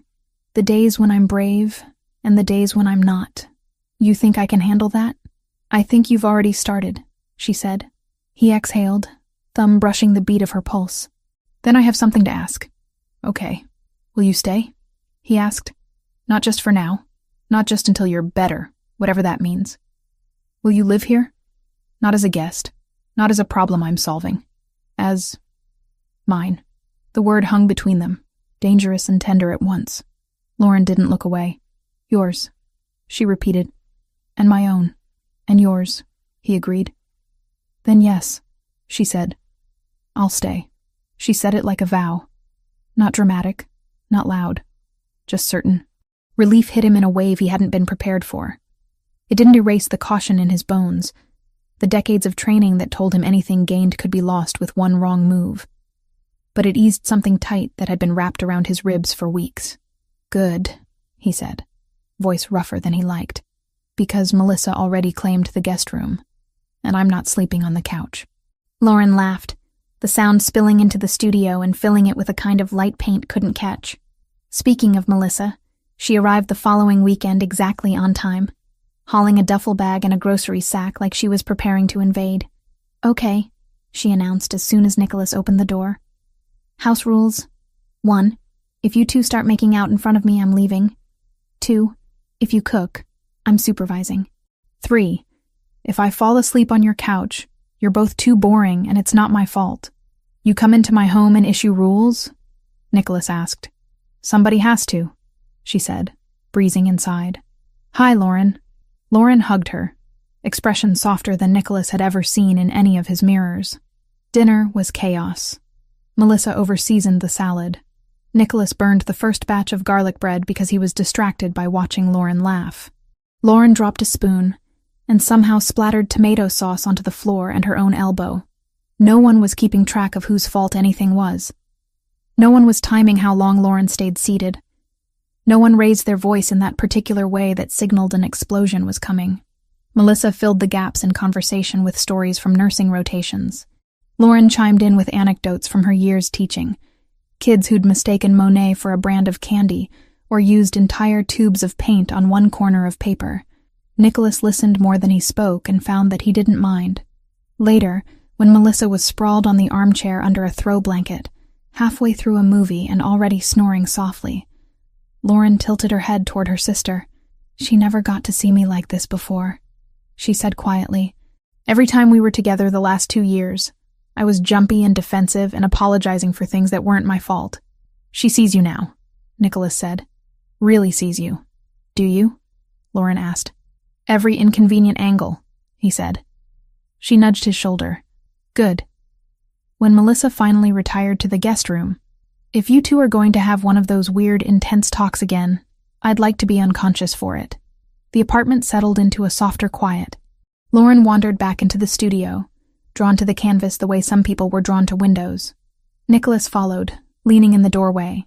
She picked up a brush and examined the painting in progress. The cityscape had evolved since he'd first seen it. Light had crept farther across the buildings, soft morning tones giving way to something brighter at the edges. It's changing, he said. So am I, she replied. Where is that again? He asked, nodding toward the skyline. A bridge between my old life and this one, she said. Metaphorically speaking. You always this literal with your metaphors? He asked. Always this annoying with your questions? She countered. He stepped inside, closing the distance between them to stand at her shoulder. For a moment, they both just looked. At the painting, at the layers beneath the surface, at the brush strokes that hid mistakes under intentional color. You know, Lauren said quietly, for a long time when I pictured my future, it was blank. Or worse, it looked like a slightly grayer version of my present. Same fights, same fear, just more wrinkles. And now? He asked. Now I see something, she said. It doesn't have clean edges yet. It's not all in focus. But I see mornings where I'm rushing because I've got a class to get to and paint on my face and you're stealing my coffee even though you could buy your own cafe. Your coffee tastes better, he said. You say that now because it's free, she replied. I see nights where Melissa crashes on our couch because she's between shifts and can't face the subway. I see fights with you that actually lead somewhere instead of circling the same drain over and over. I see myself arguing back without being afraid it'll cost me my safety. She set the brush down, paint glistening on the bristles, and turned to face him fully. And I see you, she finished. Not as a savior, not as a captor, as the man I chose to walk beside. Even when the path isn't straight, he let the words wash over him. They didn't erase the realities outside these walls. The cartel still existed. Rivals still watched. Somewhere across a border, a man named Ryan Foster was learning how small he really was in a hierarchy that didn't care about his bruised ego. But here, in this room, something else existed that he'd never factored into risk assessments and contingency plans. Lauren, he said quietly, I've spent most of my life believing attachment was just another word for leverage. It can be, she said, if you use it that way. I don't want to, he said. Not with you. Then don't, she replied. Start there. He reached for her, hands settling on her waist, and pulled her closer. When their lips met, it wasn't desperate. It wasn't a reflex against fear. It was deliberate, steady, a continuation instead of a beginning. When they broke apart, foreheads touching, breath mingling, Lauren whispered, You know what I told myself the night I left? When I was halfway down that fire escape thinking I might fall and break my neck? That you should have worn better shoes? He guessed. She huffed an almost laugh. I told myself, this isn't the end. It's just the end of here. I had no idea what after looked like. I just knew I couldn't stay. And now? He asked. Now I don't think in ends as much, she said. I think in chapters. This is a new one. One I actually want to read. He rested his hands at the small of her back, anchoring her as much as himself. Then let's not skip pages, he said. Deal, she replied. They stood there for a while longer, the unfinished painting at their side, the city beyond the window, the weight of 3 weeks settling into something like foundation. The world outside remained what it had always been. Messy, dangerous, unpredictable. There would be more problems, more late-night calls, more moments when Lauren had to decide how much of his world she could live with, and he had to navigate the line between protecting and controlling. But the towel-wrapped woman in his bathroom,